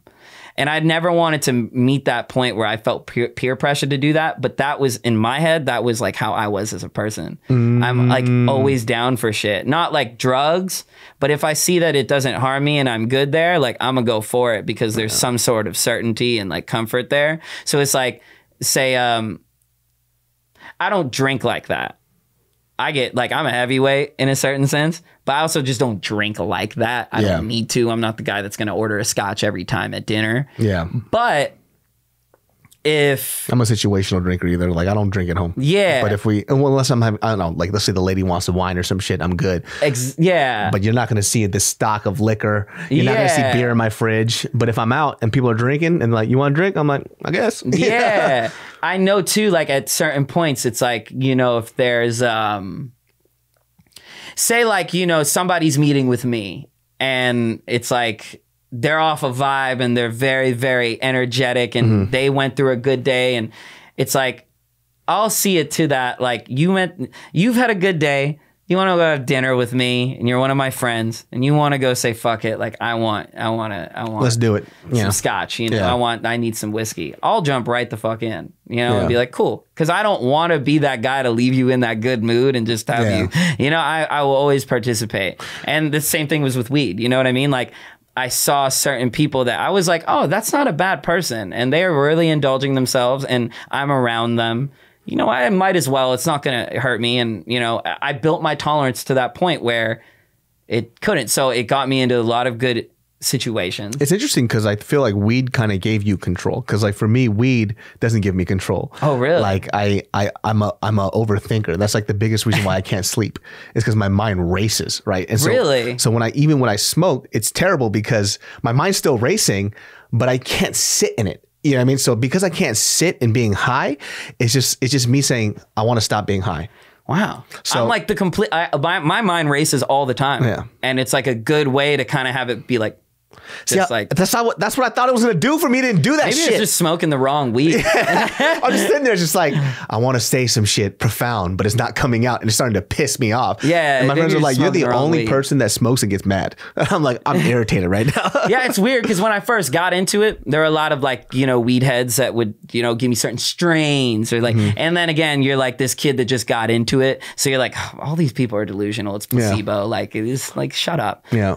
It wasn't until a friend showed me like Blue Dream is a strain I like. Science, dude. That shit's science. Like, that's why. Blue Dream is great. Gelato is great. Like there are certain strains that really just get me like less like, you know, crazy. And I'm just more so like able to, even like right now to hold like a conversation. Yeah. Like I'm able to do it and I'm able to know what I'm saying. And you know what I mean? When I'm off like a sativa or something that's a little more like up on the cerebral effects, it's like I'll want to party I'll want to make music all night, like literally spend the next 7 hours in this hyper high. So it really does depend. But of course, you never really want to get dependent on anything and everything in moderation, you know? So it's always good to have like a clean break every now and then. But I do like, I don't know, I'm happy that like things are getting a little less conservative and people are kind of accepting it, especially in like Canada. In Toronto, like people are so much more like my dad asked for CBD oil and shit the other day for like arthritis. It's so funny because my mom, she has carpal tunnel, and then I was giving her CBD. I didn't tell her what it was though, and I was like, "Try this medicine." She goes, "This is great." I was like, "That's weed, woman." Gang. I was like, "In your fucking face," you know. And she goes, "This stuff is great," and she uses it all the time. Yeah, you know, because she needs it. Like when her fucking shit is inflamed, the only thing that works for her is the CBD ointment. So, and even for me, like I use CBD shit all the time. I think I have it in here somewhere. Nice. But I use CBD shit all the time, dude. I have to because my shit's fucked up. I got in so many like fucking car accidents and all sorts of shit. So if I don't have that shit, I'm fucked. Shout out weed, man. Weed's great, dude. Yeah, I'm happy that I slid into a vice that's a little catered to my everyday life. Yeah. And I don't know, as like I'm stoned all the time now in a great way. I feel like after a life of so much being on edge and a lot of pressure, I finally can like enjoy my 20s being high as shit and just making great stuff. And like whenever I meet up with other creatives that do talk to me about like, you know, what do you do aside from music, man? Like blah, blah. I always tell them like, I smoke weed and I'll go paint stuff or like, I'll like sew pants or like listen to podcasts for hours. It's like a good thing for me to just like chill out for a bit. That's the cool thing about what you do, and that's what I'm saying. Like when it goes back to it, like I could tell you love your art because your fun is also your art. you know? And that's the hard part for a lot of people, right? It's just that when you don't have one thing that you can hone on, you kind of become a jack of all shits. And you know what I mean? Like you're kind of okay at this, you're kind of okay at that, you're kind of okay at that. And people see that as great talent. But what I see sometimes as an unfocused human being, it's like you actually haven't figured out what you wanted yet, right? You are just dibble dabbling and stuff, and you kind of like it when people say you're kind of good at that. And it makes you feel good. But see, for somebody who's a honed artist, and that kind of art can bleed into a lot of things, right? Like for example, like you're really great at music, but because you're really great at music kind of encapsulates a lot of things as art, like your music videos. It also bleeds into that, a vision for your music videos, finding a great DP for this shit. And then on top of that, then that bleeds into your clothing. It's like, okay, and these kind of things all work together. Yeah, man. Again, like I do this. I tell people I do this. Like when I was a kid, it was like I was put to the expectation of like, yo, you're the Asian guy. You're the Asian artist. You know, you rep for the Asians and all. And I get it. I really do. But I rep with my face. I'm a pop up. And that's not my scapegoat or my niche. You know what I mean? I always let people know that. And I think the love for the music really helped me prevail out of that box. Because I was in that box for sure. I think maybe that's how you started. But I don't even think that's there anymore at all. Yeah, exactly. It's because I love what I do. I really pushed that. I pushed, let me make music, let me write music, let me literally just be me, you know, because I really love this shit and I want to stay in it. And that's what I'm saying. That's the huge difference. That's why when I hear your music, I'm like, how the fuck did he write that hook? Yeah, I mean, that's what I always think, because if you've never written music before, writing the hook is the fucking hardest part. The hook in the second verse is the hardest part to me. First verse, fine, because you're just mumbling whatever, whatnot. This sounds dope. Then you got to go to the hook, and then you have to think about the second fucking verse, which is my killer. It's like, I can't do this. I work by moods. Yeah. So that's how I even write choruses in the first place. Like, I'll tell the mood of the song, and I'll be like, okay, like, nice, I feel this way. Let me freestyle, and I'll just freestyle shit, and then it'll just like pop up and be the way it is. See, that's your fucking talent, because it doesn't work like that for most people. Thank you. And a lot of it comes from just like really, honestly, I just don't overthink it too. Like I don't go in with like this big mission anymore to make a hit. I just like, I don't even record every day like that anymore. Like there's like the misconception about like that I'm like, I am very hardworking, but I'm not like 365, eat shit. Like, you know what I mean? Like, I'm nice to myself. If I don't feel like recording, I'm not. And that's why I like that I don't have to work in the studio, have a record label advance in which they're paying for a studio for me to work at. So I mandatorily have to be there. Like, no. Like, yeah, I make my own hours. I do what I want. And when I feel like it's going to come out, it's going to come out. Yeah. And like, to live in the luxury of that is like the best for creation, because you start writing for you and you don't write for, oh, label asks for another hit. I hate that. No, like the label will get a hit from me because I am the guy for that. And I know that, and I love what I do. What made you start to go into more singing? I could do it. Because nobody would have known. Yeah, I could do it. Like I felt like I could do it. And I was like, I'm gonna do it. And people might be mad, but I don't care because I could do it. So at the end of the day, they're going to have to live with it. And you've gotten better and better at it. Because I could tell you practice it. Because like when I heard your music at first, it was like, oh, it's a little shaky. And then you got better. And then you're vocally just starting getting better. And I was like, oh, this guy's been practicing. I could tell you've been practicing. I was like, he's been practicing a lot. Again, you could tell in the music that I just started listening. I started listening to music more and being a fan more rather than, I was always about myself. I was always trying to redeem D-Pride. So a lot of those records were just me trying to chase a hit. You know, granted, a lot of people are fans of certain records and I can't sit here and not like them. But I just know, you know, there were certain records where I was experimenting a little too hard or like, you know, but at the end of the day, a lot of it was just me having to smoke weed sometimes at the end of the night and listen to records all night. And I would relate to certain records, or I would be like, oh, maybe I should try that with my voice. You know what I mean? Or that's smart. Yeah. I appreciate that. That's great. That's it's the same, putting your ego in the back seat and being like, maybe I'm not as good as I think sometimes. Well, not in a way to bring yourself down. Well, you just can't create art if you're not consuming art. One of the hardest things that I had to deal with, especially when I was finding people who want to do videos for me, I would ask them straight off the bat, right? Straight off the jump. They go, oh, I want to be a videographer. I want to make videos. Cool. I'm like, great. Give me 3 of your favorite directors and tell me 3 of your favorite films. Yeah. They go, I don't know. Then what the fuck are you talking about? You haven't consumed enough. You don't know what you want to create because you haven't even seen what other people have done. There are so many great people out there that are doing things and are killing it. Doesn't mean that you're stealing from them, which a little bit we are, but it's just like, where you get stolen now. Yeah, it's just like it's our influences. You know what I mean? Like, how do you try to create something when you have no foundation for your art?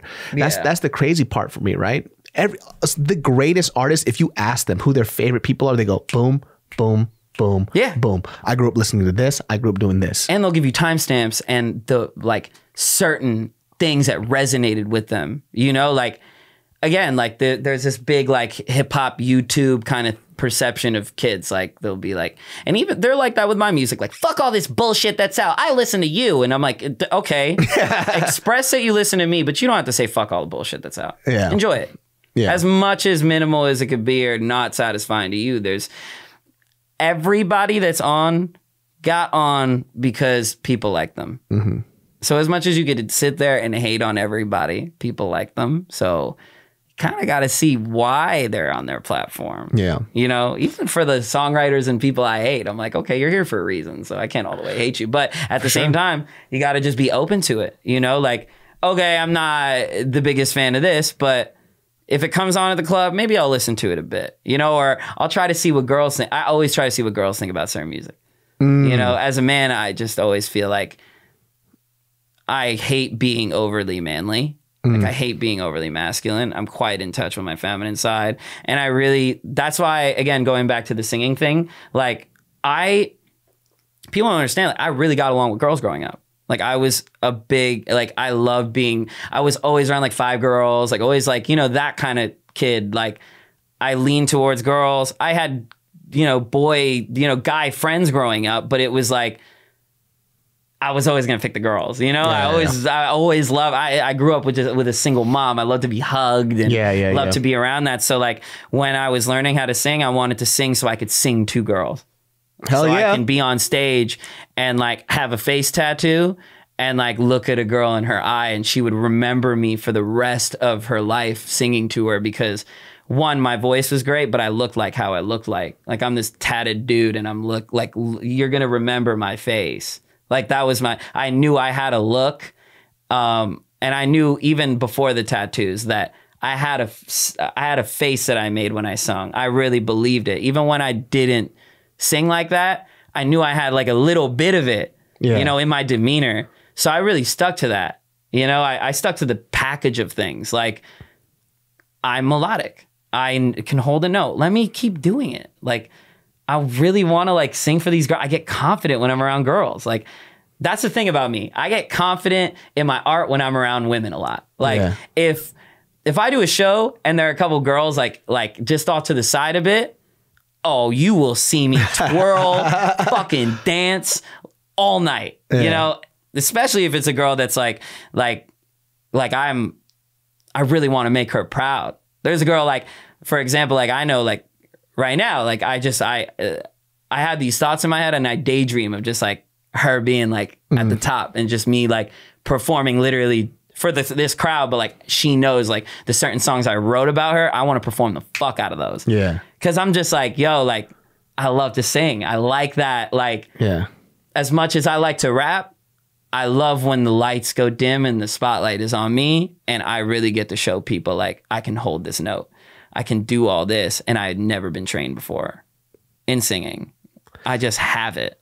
And I think that a lot of kids that, again, to bring it out of me, I think a lot of people that have natural talent sometimes get discouraged if they don't go to like a school or if they don't go to classes or if they're not trained. I meet a lot of singers that are fucking phenomenally talented, but they'll always just be like, yeah, but I'm not trained. So yo, just don't, you know, I'm going to play this rough, but just, and it's like, yo, don't worry, man. I'm not trained. I still sing with my head voice sometimes when I shouldn't. Like, don't worry. You know what I mean? And I mean, here's the thing too, is, I see this a lot too with people who sing, and I think this is a hard thing for people, a hard pill for people to swallow. There are some people out there who are great technical singers, right? Yeah. Technically you sound great, yeah, but you're still missing something. Whether it's like an attitude, a soul, a spirit, I don't know what it is, but technically you're hitting every fucking note, but I can't hear you for some reason. Exactly. I'll do certain shows where like I'll be on the bill, but there will be a singer on the bill too. And they'll be doing all these notes and everything, but you could see in the reaction of the crowd, it's like, cool, like, nice.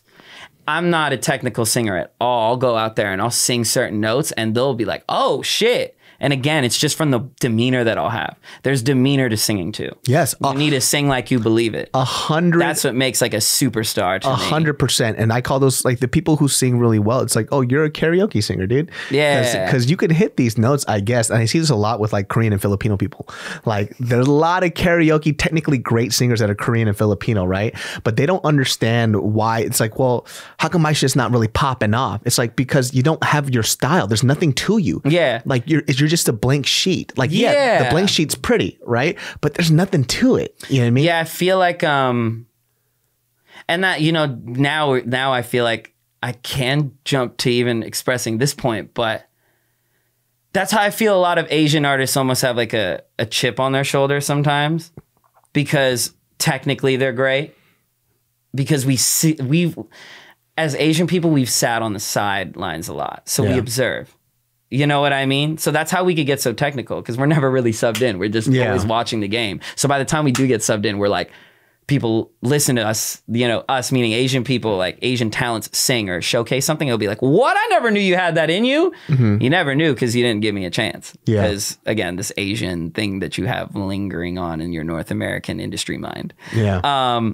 But I feel like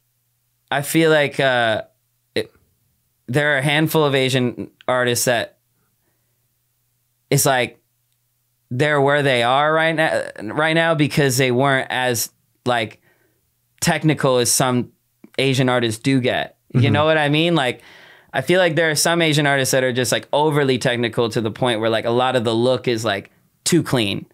You know what I mean? And a lot of the music is almost too like, no, this isn't really you. You're just fitting into like making the song, making all these notes hit. And like, there's a lot of vocalist Asian superstars. We're always known through game shows. And we're always known, you know what I mean? Yeah. But we've never, I feel like, and I don't want to bring us down because some people can be like, oh, but what about? No, but at the same time, but what about the fact that we don't have a Drake? Yeah. And we don't have an Eminem or a Madonna at that, you know? I feel like gaining your identity through originality, again, just comes from a lot of, I mean, we haven't gotten that person yet, but it comes from a lot of, this is time put in for one, and the platform. We don't have that platform. And I feel like once an Asian artist comes and they have that like look on their face, like they know they're going to tear this shit up. Somebody like Bruno Mars. Yeah. You know, we need more of that. I feel as Asian entertainers, we need more of that. We could be as technical as we can and do all this, but we need somebody that like will step out there and put on a show. I don't think Asian people, actually, I take that back, because nowadays, like, with, shout out to Aquafina too. Like, people like her, like in other ways other than music, like we're now showing that we do this. I think we really need to show people we do this and get out of the technicals of clean music videos with like super pale, like nice skin. And we don't always need to be that way. Yeah. Like we can be ragey too. We can be angry. We can be sweaty too. We can really get down with this entertainment shit. Yeah. I really do feel that way. I've met so many Asian entertainers. I'm like, you could be a fucking superstar, man. We just don't have the platform. Yeah. But we can't sit here and be like, fuck blah, blah, blah, and bring ourselves down. No, we're going to have to take that platform one day. That's why there's groups like whatever, like 88 Rising, that throwing their own concerts and stuff, which is very important, And that's like, it's kind of hard having this conversation with some of my older friends, right? Where they wanted to be musicians, you know, and I listened to them, whether it was rap or whether it was like hip hop or R&B. And one of the things that they were always missing was their sound. It was like, and it was hard for them to understand what that meant. And I had a conversation with one of my friends where she wanted to be a singer. She's not a singer now. She sounds amazing, like classically trained, great, right? Vibrato and everything, most everything. likely. It's just to the fucking T, right? And we were drinking. And she goes, you know, like some of these like YouTube kids, or I see some of these young people, like they can't sing like I do. And I never really got to pop off. And I felt like I had the package. And, you know, I had a couple of drinks. And as I get older, I become a little more honest. And I just told her, it was like, you know what the difference was? The difference is between them is like, you're sitting at this bar. You're talking shit about them, but they're not talking shit about you. I was like, because your problem is that you've always focused on you being talented rather than you really loving music. Like, you know what I mean? Yeah. It's like, that's where your focus was. I'm talented. Cool. Whatever. And funny enough, that's where my focus was for a lot of my life. I focused, and again, when I say I do this and I say certain things like that, it's because I love what I do. Oh, 100%. It's not because I'm fucking amazing at what I do. It's not that. It's because I really love this shit for what it is, and I'll go out. It's like a basketball player. If he's really good, sometimes like you'll just pass by. Like if you guys are on the court, he'll pass. Yo, give me a shot, and he'll sink that shit right in front of you. Yeah, because he loves this shit. He doesn't want to be a fucking, you know, a show off. He's just, I love it. Let me take a shot. You know what I mean? Like you're always gonna want to take a shot sometimes. Or you're always gonna like play around with that. You know what I mean? Again, like when you're caught up in a lot of I just want why isn't the blah blah blah? Like you really do get caught up in some like in expectations. You have expectations for yourself. But it's like if you're just a little nicer to yourself and a little nicer to what you do, you can get to a good place. And I feel like, again, circling back, like when Asian entertainers find that groove, I feel it's gonna be crazy. It's going to be nuts because we're so talented, but so technical and almost a little too technical. Sometimes I feel like a lot of Asian stuff kind of gets a little too clean in a sense. That's why I like your stuff.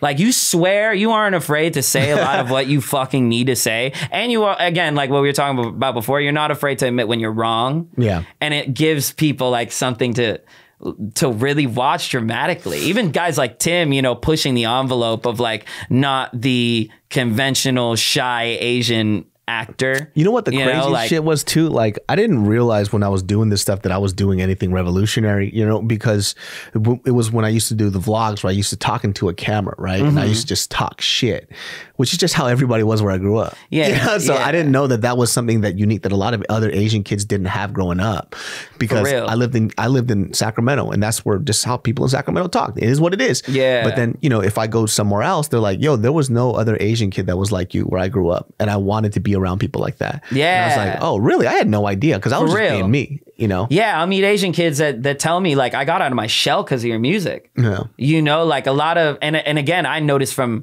observing, like a lot of Asian kids sometimes are just like a little shunned, or like they get considered, you know, by other, you know, non-Asians, like as the Asians. Yeah, like, yeah. Oh, you're geeky and you blah, blah, blah. And it's like, no, I like hip hop and I like moshing, and I like, you know what I mean? Like I like the skateboard, and you know what I mean? I love gangster shit. Like what are you fucking talking about? Like, but at the same time, people are just like hit with a preconception, and it's kind of affected a lot of like younger Asian kids.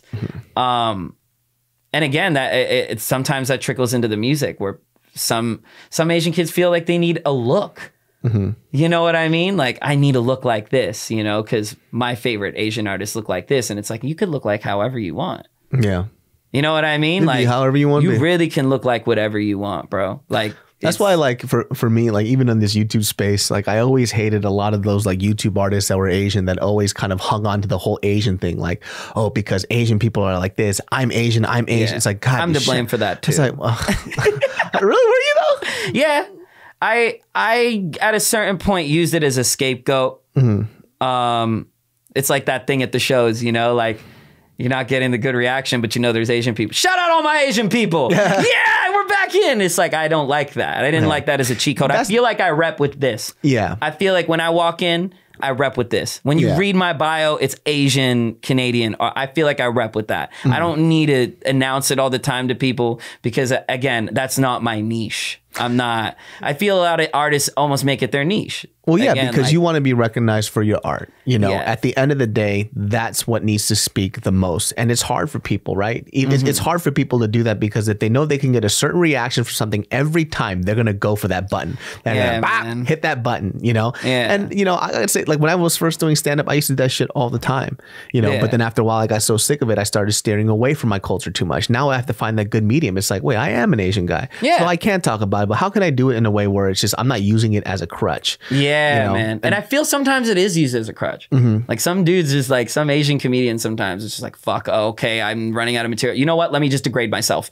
You know, like a billion times and then sink into that degrading. And then it's like, it's weird because again, a lot of those jokes do get old. Like a lot of those Asian stereotypical jokes kind of get old at a certain point. It's like, okay, like we're not. And my shit too is like with Asian comedy, it's like you could do those jokes, but you have to put your own spin and perspective on it. Yeah. Right? It's like, how can these people relate to it if you're just saying the same trope everybody else is? Because we could, for real, you know, it's just like, just relate it to yourself. Like, you don't, you know, that's why people don't understand. It's like, damn, David, you really don't like fuck with a lot of like Asian people in this space. It's not because I don't fuck with them as a person. It's just their content doesn't speak to me growing up as a person. So yeah. And that's how I felt sometimes. Like I felt like certain things were a little too clean for me. Like even my look, you know, when I was Deep Pride, I had a very clean look, but my life really, like my upbringing really wasn't like that. Well, when you became honest with yourself, I really think that's when your music started to shine. Oh, hell yeah. I started even getting tattoos and really being like, this is what I love this shit. And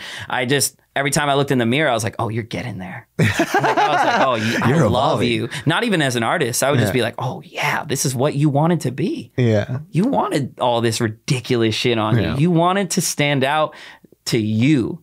I didn't give a fuck about what anybody said. That's why I have certain things on my face. Like I was just like, dude, I want to be cool to me. And I think I'm the coolest. Like whenever I look in the mirror now, I'm like, yo, I'm cool. As an Asian kid, I used to not think that way. And to me, I feel like, you know, there are certain things you should have as a purpose. I feel like one of my purposes is to come in and show Asian kids that they could be whatever they want. You know, I have certain Asian kids that are like, well, what kind of hairstyle should I rock? I don't want to perm my hair or do anything, but I just need to find new Asian hair. It's like, do whatever you want. There are black kids that dye their hair blonde.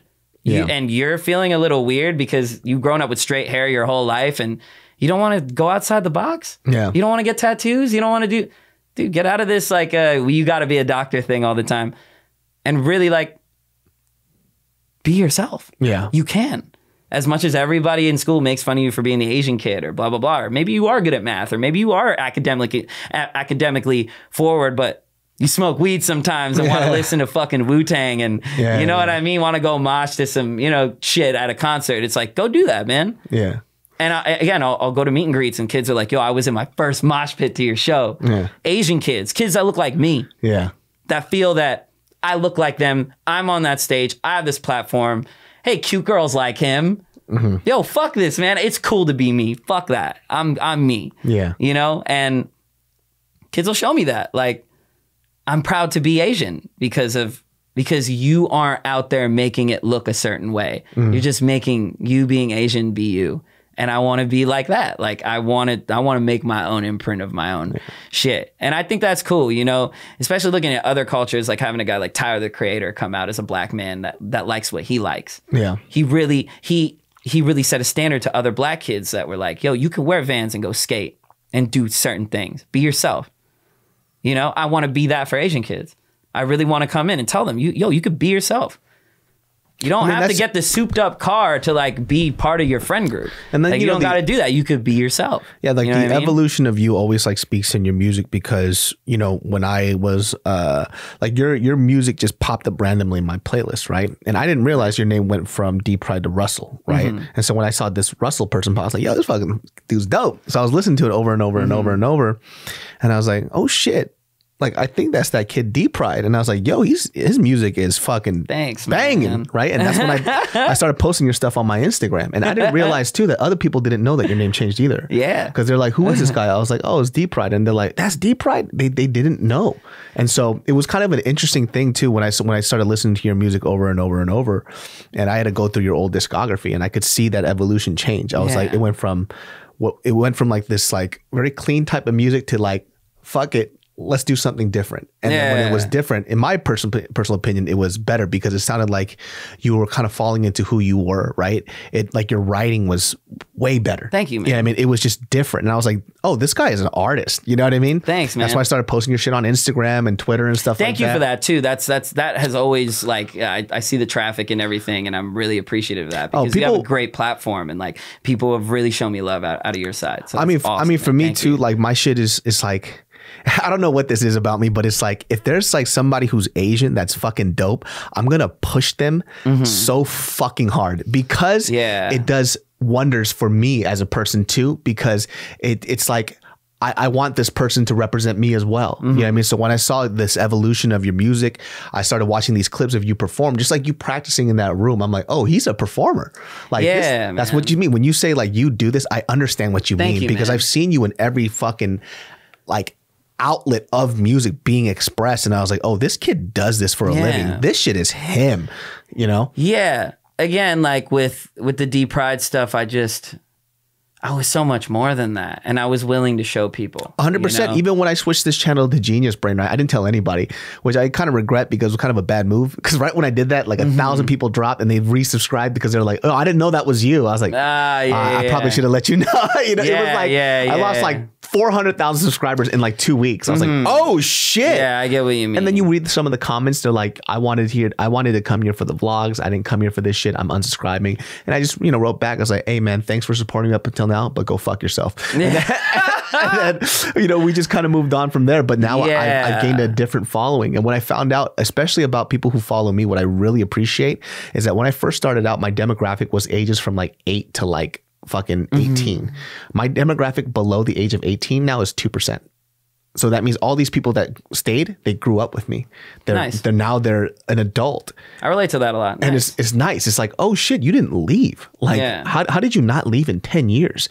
That's like watching Friends from every fucking season all the way through. And you have been with me since day one. And that blows my mind. Yeah. That's why I think I have like some good stripes in this shit. Like when the shit really gets to where it is, like people can't really question me. Like, oh, like the industry plant thing, like nobody will ever have to say that because I've been in this shit for 12 years. Fuck you. On top of that, just like, I don't know. I just feel like I had enough evolution to really show people like, okay, like I'm here. I'm here. I deserve this. Yeah. And that's why, like, again, like circling back, I find beauty in those deep pride times. I really do. I feel great with them, but I've laid them to rest. I feel like a lot of people haven't, and that's okay. Like, cool. I can't speak for a kid whose prom song or homecoming song was one of my deep pride songs, and that's what he'll remember for the rest of his life. So I don't work for people to forget deep pride. I work so people can understand and live with that, but also know that like, there's new shit and it's good. They can appreciate all that music. Cause like for me too, I love Kanye, right? I loved him, right? But then his last stuff I didn't really like, but doesn't mean I'm gonna stop listening to his old stuff. Like College Dropout is very fucking important to me. I mean, Graduation, very fucking important to me. 808s, all that shit is super important to me.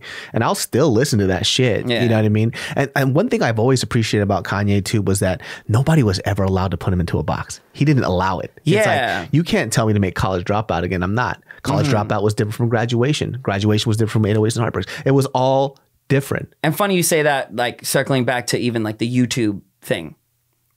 I didn't want like I hope like other artists can listen to me when I say this, but like those boxes of being like people will tell you gain exposure by doing covers or gain exposure by this, but like don't get comfortable with that. Yeah. Like really, really create things and like really, because you'll always be put into a box if like you take one thing and you run with it a little too hard. I think a lot of people run with it, like certain things a little too hard. Like creatives, they'll see what makes them money the most and they'll just go hard with that. But sometimes you run those ideas out and sometimes mentally you run that out and then it doesn't get fun anymore. Yeah. And also too, they die out real fast. Yeah. That's why I used to, I fuck, David Choi is a friend of ours, and David Choi, I love the fact that he was always pushing original music, because I arguably loved his original music more than his covers. And that was something that I don't think a lot of people wanted to do at the time. And David is a writer. He has phenomenal originals too. Yeah, you know, and I was like, damn. Make It Last All Afternoon was like an incredibly written song. His writing's like, fucking amazing. Incredibly written song. Yeah, he's one of my favorite writers. Like in that time, like he was influencing me a lot writing wise. And I feel like he doesn't get his credit. So shout out David Choi. Yeah. For sure. There's some other artists too. It's like I listened to their covers. I was like, this is dope. And I started their original music. I'm like, damn, that's some trash. It's like, what happened, bro? Why didn't you develop this part? And that kind of sucks for me too, because I'll always like their voice, you know, or you know, whatever that they're doing. But then it's like when I hear their original music, I'm like, you're not there yet, man. Yeah. Like some people put themselves in a box. So yeah, you know, that's people putting limits to themselves, right? Mm-hmm. And again, it's like, I got the niche of the covers. This is great. And then they concentrate on that so much creatively that it's like the I guess, way in to nurture their mind and make original stuff and train themselves, like kind of gets away. And then you're chasing momentum, like viral momentum. Also because that route is harder. And when they kind of reach that point where they have to think for themselves, it frustrates them. And that's why a lot of like YouTube singers too that I was around at a certain point like died out, because I took the route in which I didn't want to take certain bookings that were like very YouTube and like only do these covers, Asian creator catered. The bags were incredible, mind you, like incredible bags. But I'm looking at that as like, cool, I can make all this right now and run off my D-prideness and my Asianness and my this, that, and a third. But like, these are not things that support my brand as an original and just like creative entity. Well, like it's going backwards for you. Yeah, it's almost like I'm just putting I'm putting myself in a box. So like those certain artists, I saw that they kept running with the covers thing and doing all those niche shows and everything, and then it started dying out. And I look at my career now and I see that I've made at least like a good little core base that accepts me for certain things. And when I do put like a cover or something out, they're like, holy shit, he's back. And I'm like, cool, I've made it a rare thing now. I've made it a thing where it's not expected out of me. So now it gets so much more love because I'm able to come back to this and revisit it because people say I'm an OG in it and all that other stuff. It's just like, yo, like, I know how to tastefully space things out. And I don't get caught in the hype. Which blows my mind because I genuinely believe your originals are way better than your covers. Like your originals are way better than your fucking covers. Thanks, man. Yeah, I pride myself on that a lot. And I think, again, like I have big plans for like my songwriting ability. Like I want to write for Beyonce, but I want to write not on my own terms, but I just don't want to be in a writing camp. I want to give a song to Beyonce that I feel like Beyonce would really like. That's dope. And that's how I feel. I feel like I'm confident enough to do that. And I feel like a lot of my new stuff is truth bearing. You know what I mean? And I feel like if I can't tell the truth now, I can't write it. So it's like whenever I do come out with something, and if I did write it, and if I did come out, you're going to feel it each time. You're really going to be like, oh shit, he felt these emotions. Like I'll play you some stuff after this. You're really gonna like see, like I just took time now. I took a lot of time to like really make music I like people will love, but also that I love. And especially with this new album and all, like I mean I'm out here kind of trying to promote it, but you know, my new project is like it's like very, you know, I don't want to say coming of age. But it's a reconnection of like it's called Boy Lonely. And it's like, it's a good amount of songs, short and sweet, but halfway through, it starts off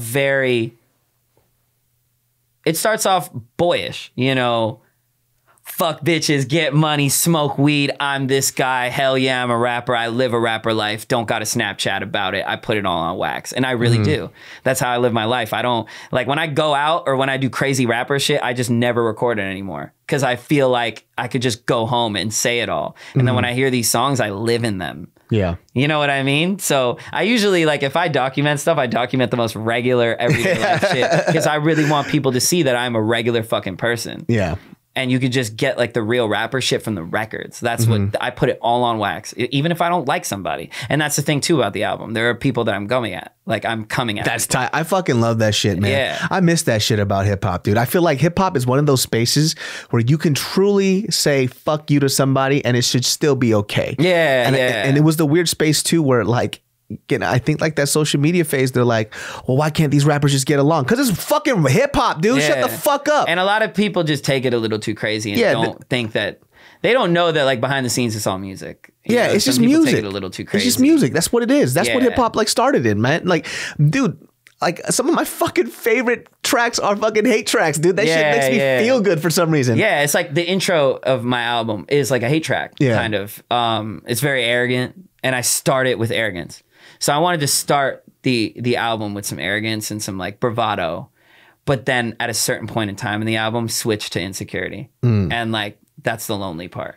So boy, with this like look to people, you know, almost like this is me, yeah, and then like lonely, where like I'm finally alone and I could be like, oh fuck, okay, like I say all this stuff, but I'm actually like, like there's shit going on, you know. See, that's what I'm saying. That's dope. Yeah, and I think that's a lot of rappers, and I think I want to be one of those rappers to really express like, yeah, I could be confident sometimes, but I can break down, but I'm able to bring myself up and almost use my ego as a positive crutch, you know, to bring myself back up with my ego and be like, yo, I am good, man. Like, shit, I'm insecure. Like, shit, you know, on the album I rap about, you know, being at an age where people are getting married now, you know? Yeah. And I don't take that as an insecurity because I know that I just love what I do and I'm working towards something great. And I want other people that are 26 to hear that. And be like, you know what? I'm not married at 26 like Johnny down the block. I don't have a house like well, you come Marty to LA, does. Nobody's married at 26, man. Yeah. Like, people aren't married at 35, but that's 36 like a here. thing with people my age. Like they get scared of that and they get held to an expectation, especially really? with like traditional parents too, right? Like, oh, aren't you married yet? Or blah, blah, That's blah. crazy. LA, nobody's married at that age. If you're married at 26, you're fucking stupid. Like, it's like 26, like I can't even imagine being married. I moved to LA when I was 25, 24. So like even the thought of marriage at 26, baby, shit my pants. Yeah. And aside from that, even just like at the fact where people have expectations for themselves at 26, you know, like I wrote a song where like I talked about like how I have those expectations too as a rapper. But at the end of the day, as much as I don't have my house that I'm paying for and financing and this, that, and the third about grown up things that I'm supposed to be doing, I'm working towards something great and I'm going to be something great. Yeah. And I am something great, you know? And I feel like a lot of other people should feel that way sometimes when they get into their insecure moments. I feel like your life now, though, honestly, it's like everything's a cherry on top because, I mean, if you look at from like the scope of things, right? Like, I guess from my perspective, in terms of like music and what people wanted out of music, you actually already had that. So now it's just, you're just doing it out of love. Yeah. Right. Because I mean, what do you technically, if just on paper, what do you need to prove? Exactly. You've checked all those boxes. Now it's just like, I'm living this just because I enjoy it. Oh yeah. Yeah. You know, I want to do arenas and shit. You know, I have a final, my final daydream in my head is I know I'm going to be one of the biggest artists in the world. I'm going to be in history books. I know that for a fact. And like, in my head, I really don't care about the club anymore. I could get drunk anywhere, really. Yeah. Shout out to the club. Like, that's where you got to go sometimes to really catch a vibe. That's cool. I respect that.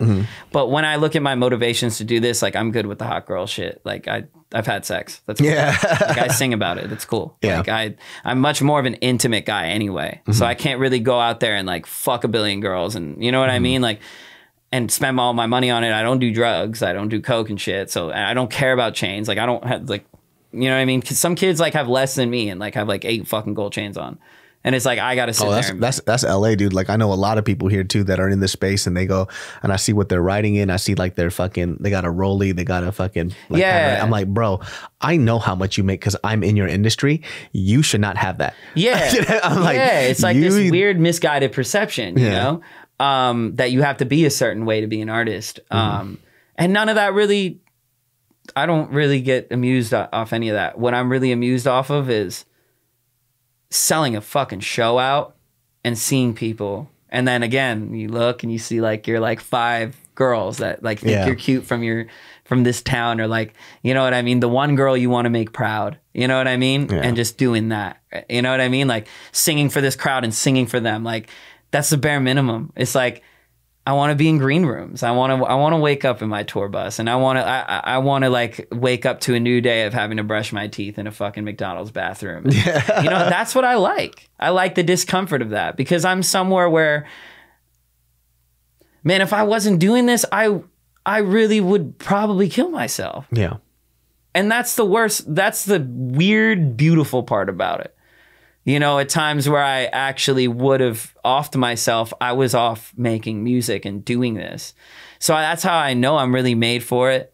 You know, I really love it. And yeah, you could take away all this shit from it. I still like the money. Like the money is great. I'm not going to be like, oh, if I wasn't made. No, like I do it for a job too. But thankfully I make what I make with it. You know what I mean? And I'm able to take that and I throw it right back into my career because I know I'm going to make it. I know I'm going to be the biggest fucking thing ever. So fuck it. If this is going to cost this much, I'd rather do this, whatever. That could be a bottom 6 to impress the chicks. That could be, you know, some ace, but like, fuck the look. I am the look. I am me. People think that you need to be I need to be seen out. You know, I need to be, no. To any artist, you don't need to be seen anywhere. The party's going to always be there. Well, all the vices will be there. The weed is always going to be there. The drinks will always be there. The girls, all that shit's always going to be there. What won't be there is your motivation and love for it all if you keep fucking sinking yourself into that shit. Yeah. Sink yourself into yourself.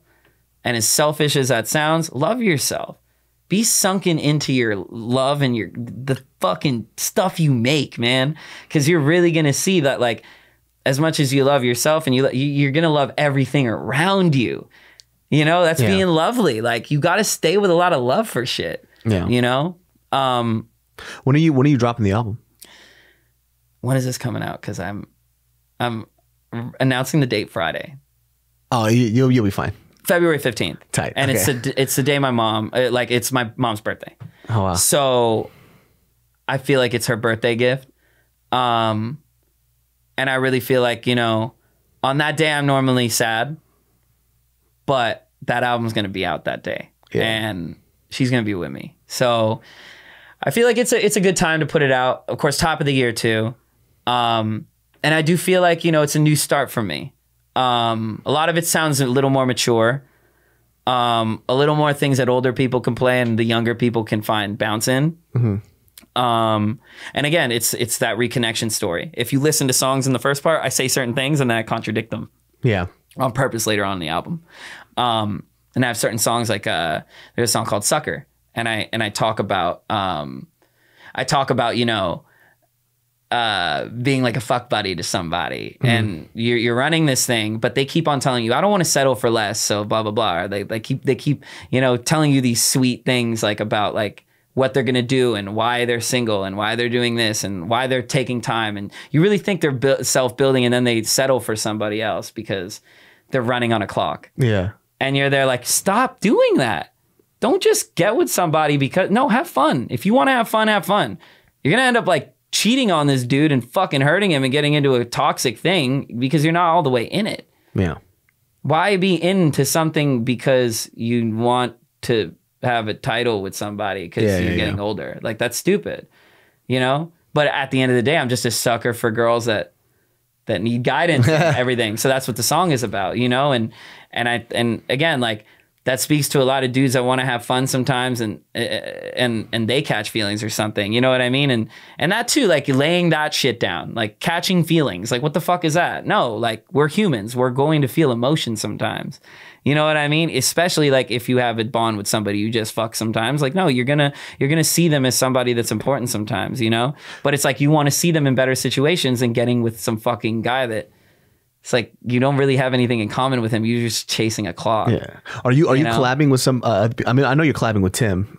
Yeah, that's on a separate song though. I have a single with him, but there's no features on this. Oh, yeah. That's a big move. All me. That's like some J. Cole shit. Dude. Yeah. And I feel like they're little. Every album I do, I actually mix it into a world. Yeah. Every album is a world and a universe. And it's like the Boy Lonely universe. So you hear I have little sound bites and little inserts in the song actually from artists that from my city and everything to really showcase that. And a lot of it is it's very homegrown. You could listen to it and be like, there wasn't 8 people in the studio making this.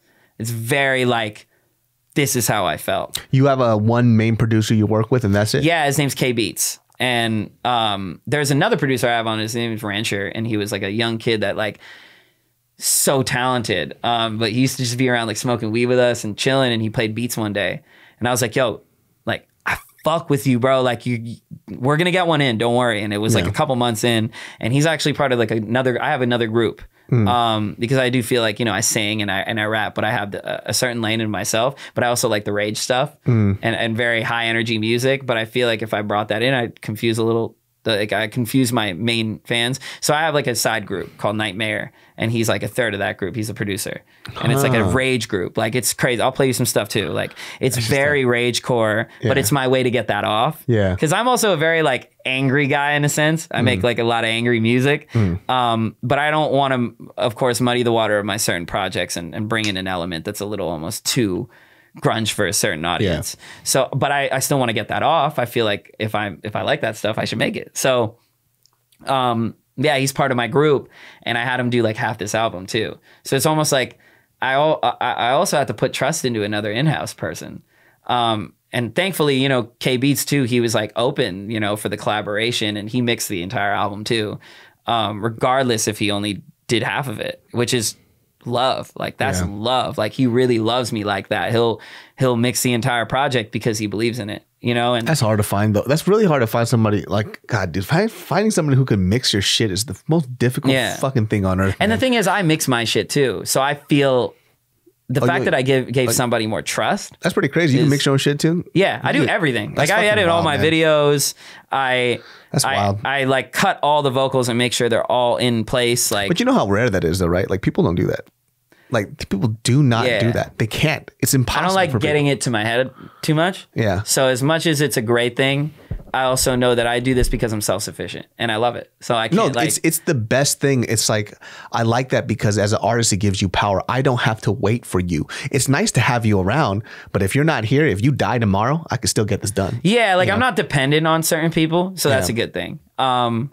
I just like taking my tools though and like using them in certain places. Like I don't like, I knew that at a certain point in time, editing my own stuff and like mixing all my own stuff kind of got to my head. So I used to not listen to people because I felt like I knew everything. And it wasn't until as of recently, like doing albums, like I have an album called Lovely, and there was a lot of collaboration on that album. And that taught me the experience to stop fucking being a know-it-all sometimes and actually listen to people that actually have my best interest musically that will tell me certain things and not butt in like, this is my idea and it should be like this. More so like it's like therapy. Like they don't really tell you what to do. They give you the option. Yeah, and I think that that's the best way to put an input. Give people the option. Don't force people. Give people the option. Yo, you could go this way.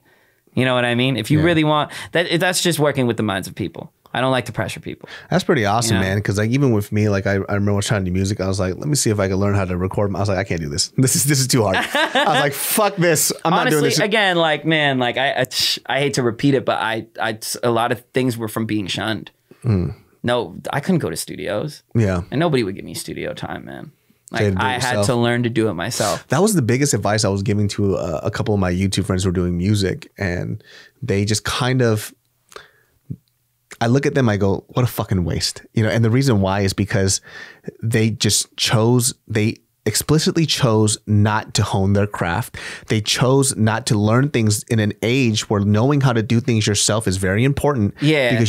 Because before that, prior to this, if you were an artist and you were signed to a fucking label, you just did whatever label told you to do. You know why? Because you didn't have a mic. You didn't have any of that shit, dude. You didn't buy your own preamps. You couldn't buy any of this stuff. It was so inaccessible. But now that it is, they just always waited on other people and they kind of died off. It's like, that was your problem. Yeah. You had an opportunity. It's weird how a lot of artists are like incredibly informative and they're able to absorb so much and like do things, but then they get to like this certain point in their life where like partying is a little more like important, or like video games and like certain things are important, but they have like like that side of their career where they're still relying on an engineer for certain things, and they're still relying on certain, it's like all that time you're taking for your vices, you could literally take to sit down and learn Pro Tools for a night.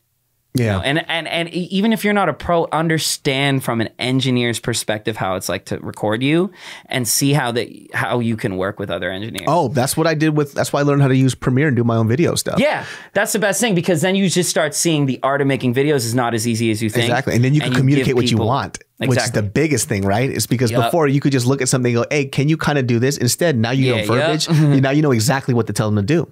Yeah. Like I was talking to you earlier about my friend Logan, and like he's a video guy, and like how we both get along is like I do the video stuff too, and I'm able to communicate with him like what I want, with him understanding like how possible it is with my brain, and how I do talk to him about certain things, and like I'm able to break down lingo with him and technical lingo with him that will resonate in his head to know like, okay, he does the video stuff, so I can listen to him, rather than like, an artist will go up to a guy, yo, I want to fly in the video, all right? Yeah. It's like, no, you got to understand how video works. Like, it's not that easy to just fly. Yeah. You know, like I'll bring very possible ideas to Logan that are still outrageous and like funny and out of control, but it's like they're possible. Exactly. And it's because I put myself in his shoes, and I'm like, and I've sat beside the camera. Like I sit on other rappers' sets and I direct like with like my group back home. My friend collective, like they do videos for other people. They're like a video production company. So I am always surrounded by behind the scenes people. So that's how I kind of know how to work with people, because I don't really play the star all the time. I get my hands dirty. I like to get my hands dirty. You need to. Oh, for sure. Like you need to go into the field sometimes and actually play in the mud. Well, that's to part really of understand. like knowing your craft. It always helps all the fucking time. It's like when I see people who have an opinion about certain stuff, but they haven't done it themselves. I see that a lot in like, for example, like mixed martial arts, right? People are like, they always have a comment about some fighter doing some shit, but it's like, if you've never been there before, you actually don't know what you're talking about. You can't really say anything. You can't say anything. I mean, you could say stuff as a fan, but if you're trying to come off as an expert, that's when we have an issue. Yeah, that's also like something I'm trying to learn too at this age. Like, I'm just trying to be less of an expert. Just be more so like a guy that just knows some shit. Yeah. Because I'm not a guru, and I don't like walking into things like that. And I feel like the best life lessons I've ever learned were from people that just like kind of like were just chilling and told me some shit. Yeah. You know, like some of my like best lessons were from like I saw a girl not too long ago, and she just told me so many things, but in this relaxed, like chill way, and she wasn't taking herself seriously. And a lot of what she said really resonated with me, because I felt like I wasn't being lectured. Yeah. You know, like, and I feel like that's like, I'm trying to get to that point. Hey man, I say three of my favorite words strung together is this: I don't know. A lot of people can't say that. I don't know. Like when somebody asks something, I'm still trying to get used to saying that. It's the most liberating thing that you'll ever say, because it allows you to take a step back and not be in the front of the bus all the time. So like what happens is just like, I love that shit, because when I talk about certain stuff, my biggest thing is like, if it's an opinion, I'll say my fucking opinion. But let's say we go into a topic where it's about facts, right? Then I'm just go, I don't know, because I don't know, because it requires me to have a certain amount of knowledge about something, right? Or even prefacing something with, all right, correct me if I'm wrong. Exactly. Like that's it's like the best way to kind of go about certain things and still express your opinion, with also giving somebody the way in to tell you that you're wrong and let them know that, yes, I'm down to learn the right thing. And I could say something like from my experience, right? Because it's just an opinion about my experience, and you could take it or fucking leave it.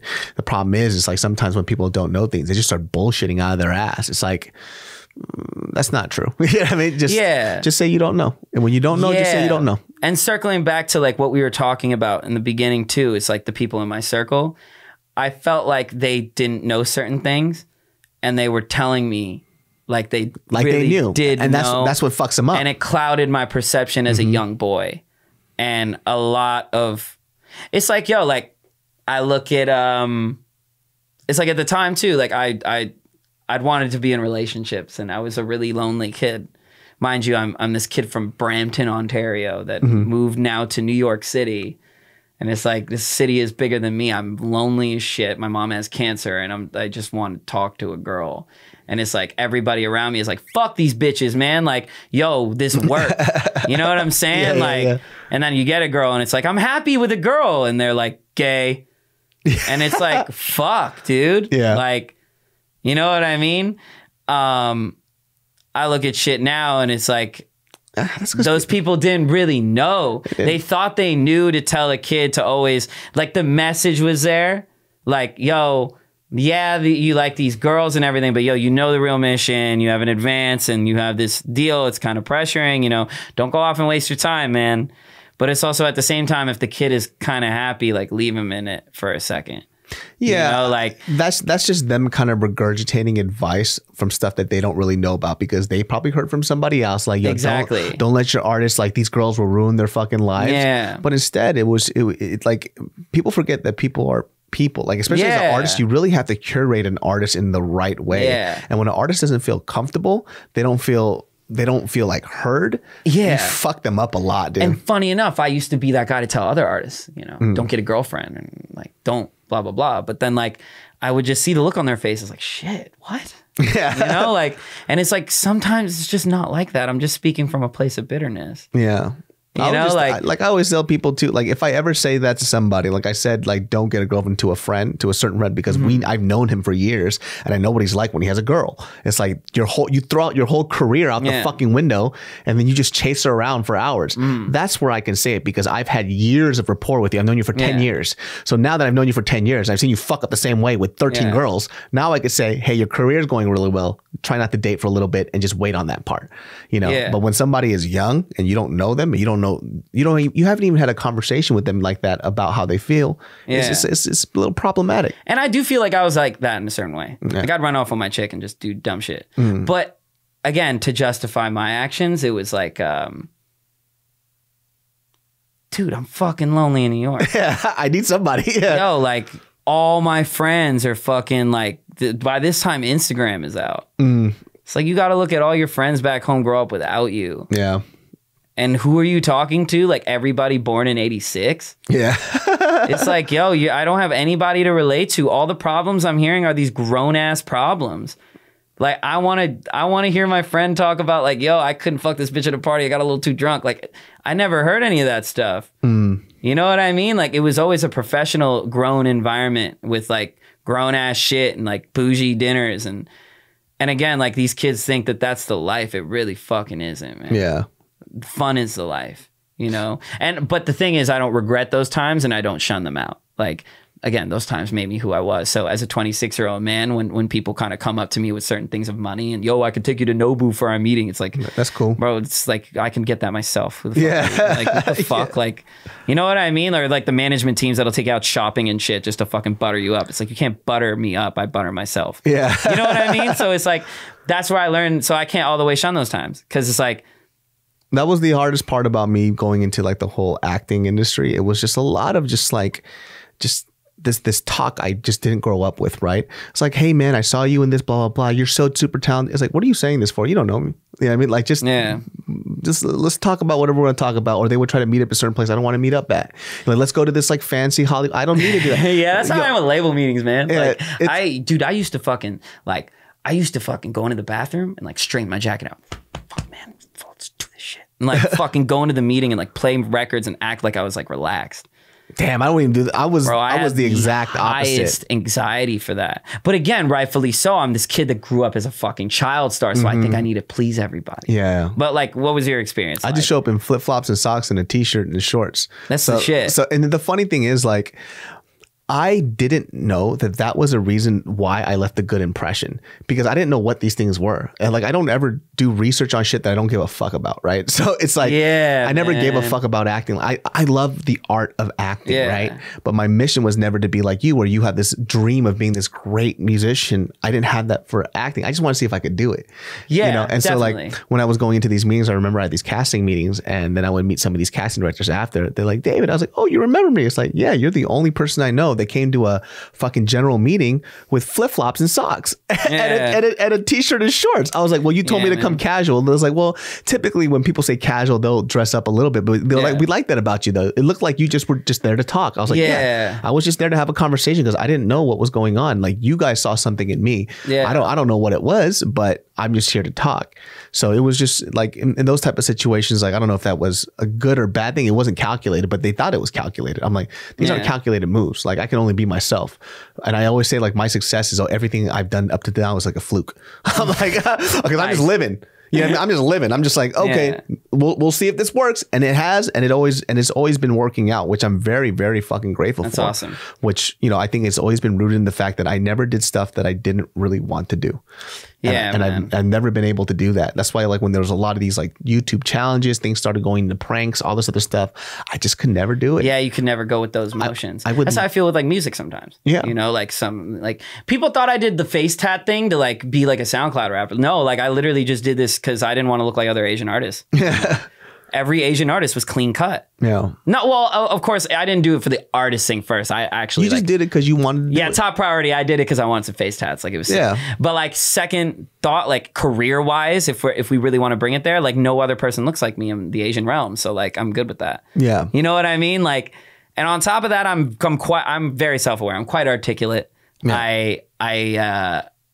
I know that morally I'm great, and I don't speak like a lot of artists and don't carry myself like a lot of artists. So the tattoos thing I feel is almost like I wear my scars on myself. You know, I have a little edge to myself because I actually been through the shit that I say I've been through. So I didn't ever think it was like, you know, I got to be gangster for people or like, you know what I mean? Like I need to be this, that, and the third. I just did it because I wanted to. When you were kind of going through, because I remember like you had like an Instagram post where, you know, you were talking about like your issues with like suicide and stuff. What was like going on through your head at that time? Because I think for a lot of people, when they kind of look from the outside looking in and they see an artist who has what they want, they can't really wrap their head around like. Yeah, because I kept a lot of things behind the scenes. Mm-hmm. I think I know which post you're talking about too. And at the time too, I was like beefing with a bunch of people for like the stupidest fucking reasons. They still don't like me. I don't care though. But it's like, it was just stupid. And I was like, what am I doing this for at a certain point? Yeah. Like, and my thoughts of suicide used to just come from very like selfish, lonely thoughts, and which still creep my mind till this day, but I'm able to ward them off, thankfully. I think therapy helps with that. But I did feel, and sometimes I do feel, and I feel a lot of people can relate. It's like sometimes you feel like you want to die for a day and just see what happens, you know? I feel like my impact was like weird. I felt like with all this fucking work I'm putting into Russell, if I were to get popped, like I don't even mean to put that in the air. I don't want to put that in the air, but hypothetical situation, I get popped, the news will just keep on saying D-Pride. And I was like, I'm not respected even to, and it was just all these overdrawn thoughts of me being exhausted. Every girl I was talking to at the time too was like fucking the same girl. You know what I mean? It's like I was going on repetitive dates, and I was, you know, I had a group of friends that were like almost like all like just following me rather than trying to like help me out. So it was like, I had a collection of things that were just bothering my mind. And I think, around the time I moved out of my old house and moved into my own apartment, which was like last year, December, all that changed. Like I didn't care about anybody or anything that didn't service me in a positive way. So I started even getting more in tune with my depressive thoughts and started even weaving those out. You know, now I'm depressed over shit that matters. Yeah. And it hurts a little harder. But my priority's in check, so if I'm ever in an irrational situation, I can just take Isn't that myself the great back. thing about being a fucking adult, though? It's like sometimes when you're in high school or when you're super young, you're put into these situations that you feel like it's permanent. Like you have to be in here. Yeah. There's like some kind of like social reprimanding that'll happen. Like you're in a group of friends where you don't want to, where you keep this friend around who's super negative, but you don't want to say anything because the group might feel weird. So you suffer. Yeah, I don't have that anymore. When you're an adult, it's like, you make that apparent. Fuck you. Peace the fuck out. Yeah, you have your choices. Yeah. You have the freedom of your choices. Like you can literally say, fuck this person and dip. Yeah. I'm at a point where I'm not in like high school relationships with girls anymore. Yeah. Like I can literally just be like, yo, I don't give a fuck about this. It's not fucking servicing me well. I gotta go. And it's harder when you're younger, but when you're an adult, that's why I love being an adult. And sometimes when I remember when I was at a college, it was like a few years back, and this kid was like, he's like, hey, do you ever miss like being like 20? Like I'm 20, I feel like I'm free. I was like, how much money you got in your bank account? I was like, what are you doing tomorrow? Studying for a fucking finals? I'm not doing any of that shit. Yeah. I was like, I got guap. I'm good. Yeah. I have a lady. What do you got? I was like, because people see old as like washed up, and I don't like that. I was like, you're the most unsure human being I've ever met in my life. I have certainty in my life, and it took years to get to that point. You are not somebody I look forward to being at all. Yeah, dude, it's so funny. Funny you said that too, because I get kids that like go up to me and talk to me like I failed sometimes. Like it's so wild to me. It's so, because I was deprived once, and it's like kids that like are like I'll take the train. And people don't understand I take the train by choice, because like I lived in Manhattan and like Wall Street billionaires take the train. Like people just, I don't get it. I'm like, yo, I take the train because why the fuck not? Yeah. And I'll like meet kids that'll just be like, yo, like, do you ever get mad that you didn't get to where you want? It's like, I just started. I'm like, well, yeah, what are you talking about? Like, oh, nah, dude, you don't get it. I do what the fuck I want. Yeah. I'm able to go on this train because I'm not as famous yet, and I still enjoy my luxury of being a normal person. Yeah. Like, you think that I am not happy because actually, if you look at this, I'm 26. I got my own apartment with rapping. I'm able to wake up and make my own schedule. I can take this train right now and go right the fuck home to my home that I paid for, and I consciously take the train because I don't want car payments for a car I don't need because I get driven everywhere because I'm a rapper. Yeah. Like, yo, I'm straight. I'm dope. It's just other people, they have their insecurities in their heads. So they think that, damn, if I'm taking the train or if I'm just in public like that, like that means I'm not popular. Well, that's like even for me, so too. they push it onto you and a narrative onto you like you didn't. But it's like, yo, I'm happy doing what I want. 100%. Because I'm grown and I'm an adult. Yeah. Like, I look at this like for what it is. That's why, like, for the longest time, like, people didn't know that if you look at my very first YouTube videos, everything I did, and this is probably because I'm a little bit of an asshole too. Like, I did anything I could to go against what everybody believed I should be. Right? Yeah, like edgy and shit. Yeah, you know what I mean? It's like anything that you think that you could tell me I have to be, I'm gonna do the exact opposite. Yeah. Like if you look at all my old videos, I think for like 3-4 years, I only wore free clothes. Whether it was given to me at a car wash. I remember that. Yeah. I only wore free clothes. It was like the ugliest fucking t-shirts, and it was literally by choice. And people didn't get that either. Even recently too, like I went through this whole phase where I was like, you know what? I grew up really poor, so I'm gonna buy everything that I fucking want. And it didn't make me happy, right? It was dumb. I was like, oh, I thought getting the Tesla when it first dropped, right? You drop 100 G's on that car. I'm like, I'm gonna get this fucking car. I got it. Had it for a month. I was like, why did I get this? Shit. I bought all these fucking kicks. I thought I would really fucking like it. And I was like, I'm not even wearing it. I'm just having it just to say like, fuck you, I could afford this. Crazy. I went through the same thing too. Right? I went through the same exact thing. I got rid of a majority of that shit. And then later on, what I found out too was like, oh, like I just like experiences. You know what I mean? I like doing stuff the way that I want to do it. Funny you said that too. Right? I went through something recently, like, you know, you get your first place. And again, like I was 24, 25. You know what I mean? Yeah. Like I'm a rapper. So I'm thinking like, yo, I've lived a rapper life. I finally got my own place and call some bitches, do this, that, and the third, you know. And I'm not going to lie to you, you know, I've had a couple rendezvous, stuff like that. But it wasn't ever as lit as I thought it was going to be. And I stopped like that one, it had to be like a month and a half or something. And I was like doing it all and I just stopped. I'm like, yo, I had enough sex, bro. Like, even before that, just in life, like, what am I proving? I wanted this place for what? And then I'd met somebody to not explain too much of the situation because I want to leave that in just the songs and everything. But she'd stayed over for a bit and it gave me this fucking different perspective. I was like, oh, fuck. Like, shit, I'm waking up with somebody today. This is sick. What? Yeah. Like, this is great. Like, I had to cry when she left and everything. I was like, wow. My whole perception of living alone and getting a place and finally adulting was like freedom and thinking that this, that, and but like, nah, I made a home.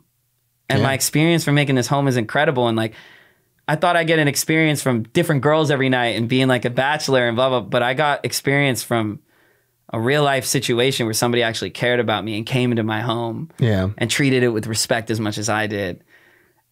And it just made me see things in a grown up way. And I was like, damn, I'm grown up. This is sick. Like, Wow. Like life is really not like sometimes the most material vicey way I think about it. You know, that's why, again, like I related to my final goals. It's like, yeah, I would love to be rich, but I want to be rich with my dad taken care of. Yeah. Like I have plans of getting my dad a specific house, and I have plans of putting my sister through a college and letting her actually finish, unlike me and my brother. And just real life goals for myself that all have to do with making sure that everything that got me there is taken care of. Yeah. And everything else is more so like I have just goals of like traveling the world. I just want to travel the world. Oh, traveling is amazing, man. Yeah, like that's what I want to do. Traveling is like one of those things that I always make it a plan to do every year. Because it's an experience. Yeah, it's like stuff that's those values that I was talking about where I choose to spend my money where it matters, right? So I spend it on traveling because no matter how many times, if I buy something like this, right, this iPhone 11, whatever, Pro Max or whatever, right? When you first get it, it's cool, it's doing great things. That's great. A week later, whatever, whenever the next iPhone comes out, this thing is like the value, the obsolete. Your memories of when you travel and the experience that you have with people when you're there, they never become obsolete. They get more intensified as you continue to miss them. And I was like, oh, I'm going to invest my time and money into this because it grows with me. It never leaves. That's like a thing too with like club friends and like industry friends. Like people think getting drunk is like what the experience is when you go out or like doing all this stuff, but you're doing it around like promoters and like certain people that don't like do it around your friends. Yeah. You know, do certain things around your friends or like go travel somewhere and be with your friends or like, you know what I mean? Like people will spend like $4,000 on like bottles and shit and like and I don't mean to get in anybody's pockets, but like you equate that to like actually like going somewhere hot and you know what I mean? Like where the currency stretches a little more and you can like dive into a fucking like river and shit and like be in some blue ass water. It's like, that's so much cooler of an experience. And you and your friends can go do that. Yeah. And go get drunk there. Yeah. Again, like find those things that'll really kind of bring you longevity. And, you know, that's what I'm trying to work on now. Yeah. I'm not perfect. You're 26, man. You're fucking mad young, dude. You're getting there to that point, man. And like I said, like it's just all that stuff leads up to you becoming a better person and you just start to evolve. And so like all the stuff that you've had in your past is the reason why your music is the way that it is now, is the reason why you have perspective is because you went through a lot of shit. And I always say too, the people that I fuck with the most are the ones who had the most fucked up lives. Yeah, like, that's the weird thing. It's like, dude, all my closest people have the most fucked up lives. You know what I mean? Dude, crazy. Like and at the end of the day too, like as fucked up as shit was for me, I find so much beauty in it. Like I wouldn't have it any other way, man. Like, yeah, I mean, if it wasn't for that, we wouldn't have a Russell. You know, that's the crazy part about it, right? It's like, fuck, if it wasn't for all these X amount of experience, how many times I got fucked over, these times I tried to kill myself, this time, you know, even like, you know, the experience of like your mom being taken away from you, like these type of things is like only Russell could have handled it this way and put it into the art this way. Yeah. Which is kind of crazy when you think about it, right? Because it's this tragedy that allows this beautiful art to come out. And I just don't, I find the best comics, the best directors, the best musicians have always had something tragic happen to them. And they've been able to kind of take what this terrible thing and then turn it into something beautiful. And that is where I really appreciate art a lot. It's like, fuck, that's what art does, dude. Yeah. You can't really do that with a lot of things. I mean, what other medium do you know that you can do that with? Like it's insane. Yeah. Yeah. I mean, that's why I'm happy I found music at such an early age. Yeah. You know, I really don't know what I would have done. Like, I mean, tracing back to like my cases of depression and anxiety from like 15, you know, when I didn't understand those feelings, you know, I didn't understand that I was depressed. I didn't understand anything until I really started listening to music and people that would talk about it and how much that helped me and how much my creative way to like really express my problems and put them down helped me. Yeah. And art's beautiful that way. There are kids that, like, I'm not book smart at all. But through art, I found so many things through morality and self-awareness, you know, that I was able to kind of look at myself almost from a bird's eye view using art. Yeah. I was able to reflect myself, listen to songs about my situation. Why do I relate to this song so much? You know what I mean? Like, almost being studious of yourself through, you know, your creations. Almost taking, like I take songs that I've made back then and I actually study my behavior in them. You know, especially like when we were talking about my label situation, like I used to rap about them and like how much I hated them and all this stuff. And like I listen to that stuff now and I'm like, wow, dude, you did not handle that right. You know what I mean? But it's good. It's like a log. You know, it's a little log that I can, you know, ooh, okay, that happened. But I'm happy I had all those, you know, like I'm happy I had something, a creative outlet or something to talk about these situations, whether I handled them right or wrong or not. I had a way to get out. Yeah. That's how I see art. It's a way to get out sometimes without having to fully run away. You're just in it. That's awesome, man. You know, like music, I'm just in it. I write songs about the craziest shit and I'm just in it. You know, like a girl I miss, I'll fucking just, I write a song about her, bro. Like I'm in it. I've been listening to this, like I'll play it for you again. Like I've been listening to this song like 10 times a day. That's dope, man. And it's just because like I could sit there and fucking be torn over not being with her all the time and just be in my own sadness, but I just listen to that song and all of it goes away. It's like, nah, you're happy. Like you're gonna work hard so you could like see her again or some shit, you know, like you don't have to think that way. And happily again, like music has always given me that sense of security. Art, you know, gives people a sense of security in a place where it's like actually free, where you can take that like dive, you know, the trust dive and like be cushioned by something. You know, I think creation is the best cushion sometimes. Yeah. Because you can be supported by the bed you make.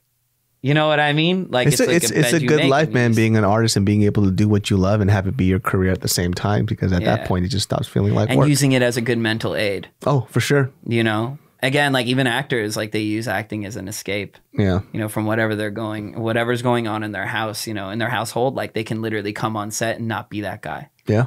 You know, or not be that girl. You just totally switch it over and you're this character now and you can run away for a bit and almost relate some of the things that you have to the character, which is why you'll get actresses and actors that can cry on camera so unbelievably well. Yeah. Because they're able to tap into emotions and that's creativity. You might be a really good actor too. I want to be. I have plans for it. I actually have plans to want to be like in certain indie movies and I want to grab certain roles. I think you're a very in-tuned person. So it's like, thank you. That's like one of those things that actors really need because I see a lot of people who want to be actors and I'm like, you don't even know what the fuck your feelings are, dude. Like, how the fuck are you in order to get out of, in order to play another character, you need to really, really be self-aware.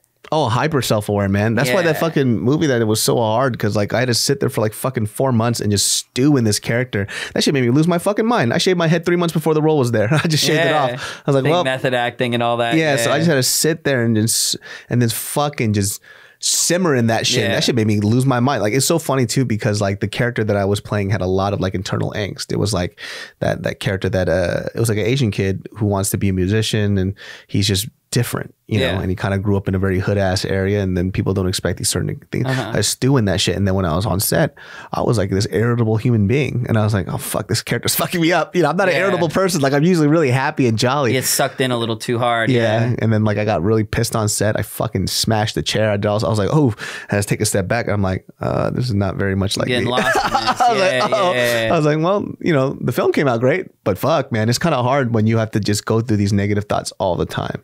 Constantly. Yep. Over and over. And pressure can get you there too. Oh, for sure. You know what I mean? Pressure can really make you do your job for the wrong reasons. Yeah. That's why I just try to keep myself less pressured with things. Yeah. It's always good to kind of just give yourself the floor when you're creative too. Like, you know what? I have the floor to do whatever I want, you know? I mean, before we sign out, I mean, okay, so the album's coming out February 15th, right? What else should people be looking forward to? Other than the rest of my career, I have a lot of I want to showcase a lot of myself this year. So I have after this rap project, I really wanted to like really get to people in a way where like they know that I can do more, but this is what I'll give them right now. I like to pace everything out. I don't like to give everything at once. That's not how I am as a human being with anything. I give things to you like they're already complete, but that's just because I'm good and I know how to make things that sound complete, but I'm always going to come with quality. Yeah. And I want to come out with another R&B project. But do R&B my way. Everything's going to be my way. I really want to show people that I can do things my way this year. So that way, a little more videos and video production. I really want to jump on making my merch line, a great... I really do feel like I make some fun looking clothes, and I just want to keep that up and keep like the good work up. And I really look forward to all that stuff because, funny enough, I'm getting more eyes on me now than I've ever had in my career. So there's no wonder, I never know where this is going to take me. So I'm just playing it as it goes in a good way. Like, I didn't even know I was going to be here, So it's, hey, man, it all works out at the end, man. Yeah, I have a lot of good things planned. So I'm just, as big as they are to me, I just want to make sure that they're a little paced out and good. And I definitely want to walk through with it with my audience instead of have a billion expectations. Yeah. No, I'm going to walk you through this. I'm a rapper. Here's some singing stuff. Here's some acting stuff.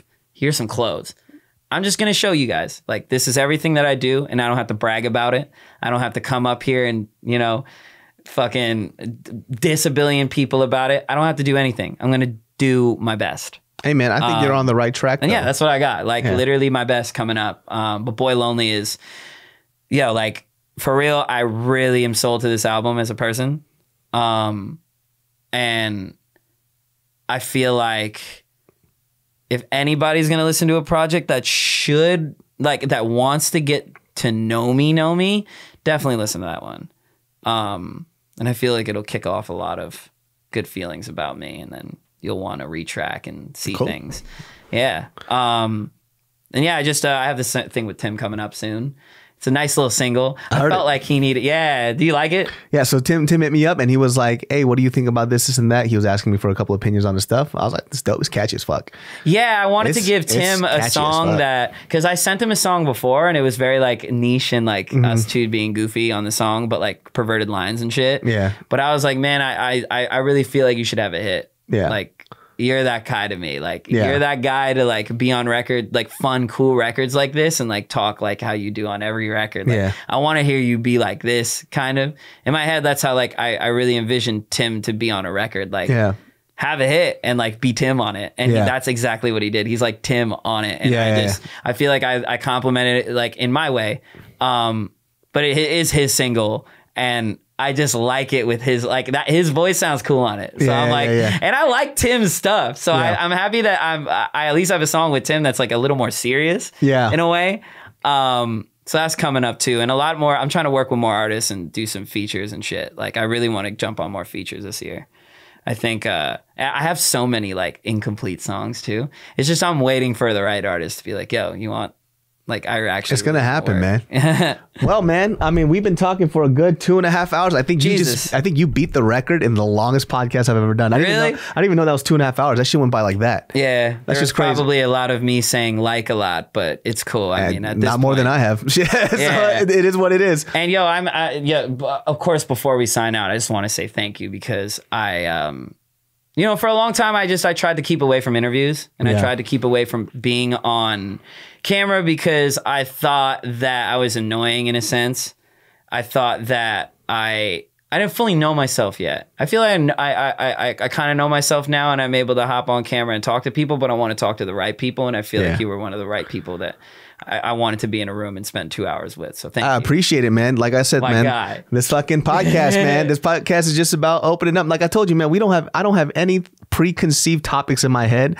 I always let people talk out and feel out what they want to talk about, right? Just because I think people are just interesting in and of itself. Like, I don't need to guide the conversation anywhere. Like it just...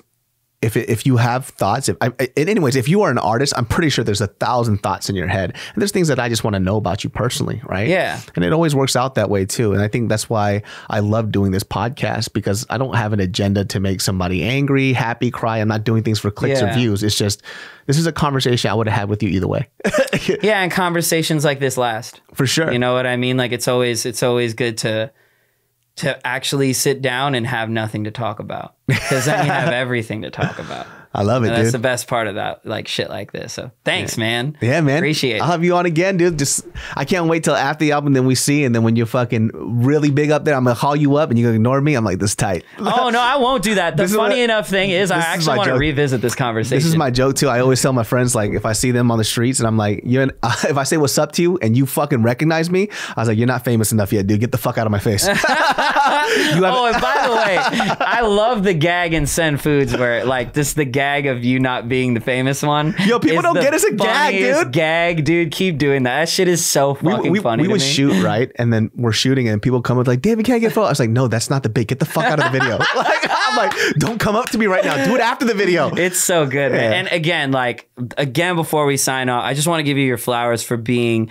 again, like an Asian entertainer that is fully himself. And thanks, man. I've seen you take the flack. I've witnessed you take the flack for it. And I've also witnessed you win for it. And it's just a great, beautiful thing to see you make what you want, talk like how you want. Like your demeanor has never changed. It's so cool. Even ever since your Korean Jesus like skit on Dumbfounded's album, you've always just been the same guy. So, from me to you, of course, like keep it that way because that's why I fuck with you. Thanks, man. It's not, I can't change. If I change, I kill myself. That's basically about it. Hell yeah. Yeah, man. Gang. Hey, you can catch us on any audio platform, Spotify, iTunes, Stitchers. If you want to leave comments below, show a lot of love. Album drops February 15th. That's Boy Lonely. If you don't fuck with this music, you don't fuck with me. Period. End of story. I will see y'all next time. Peace. Gang. That was a good interview, man. Thanks, man. Yeah.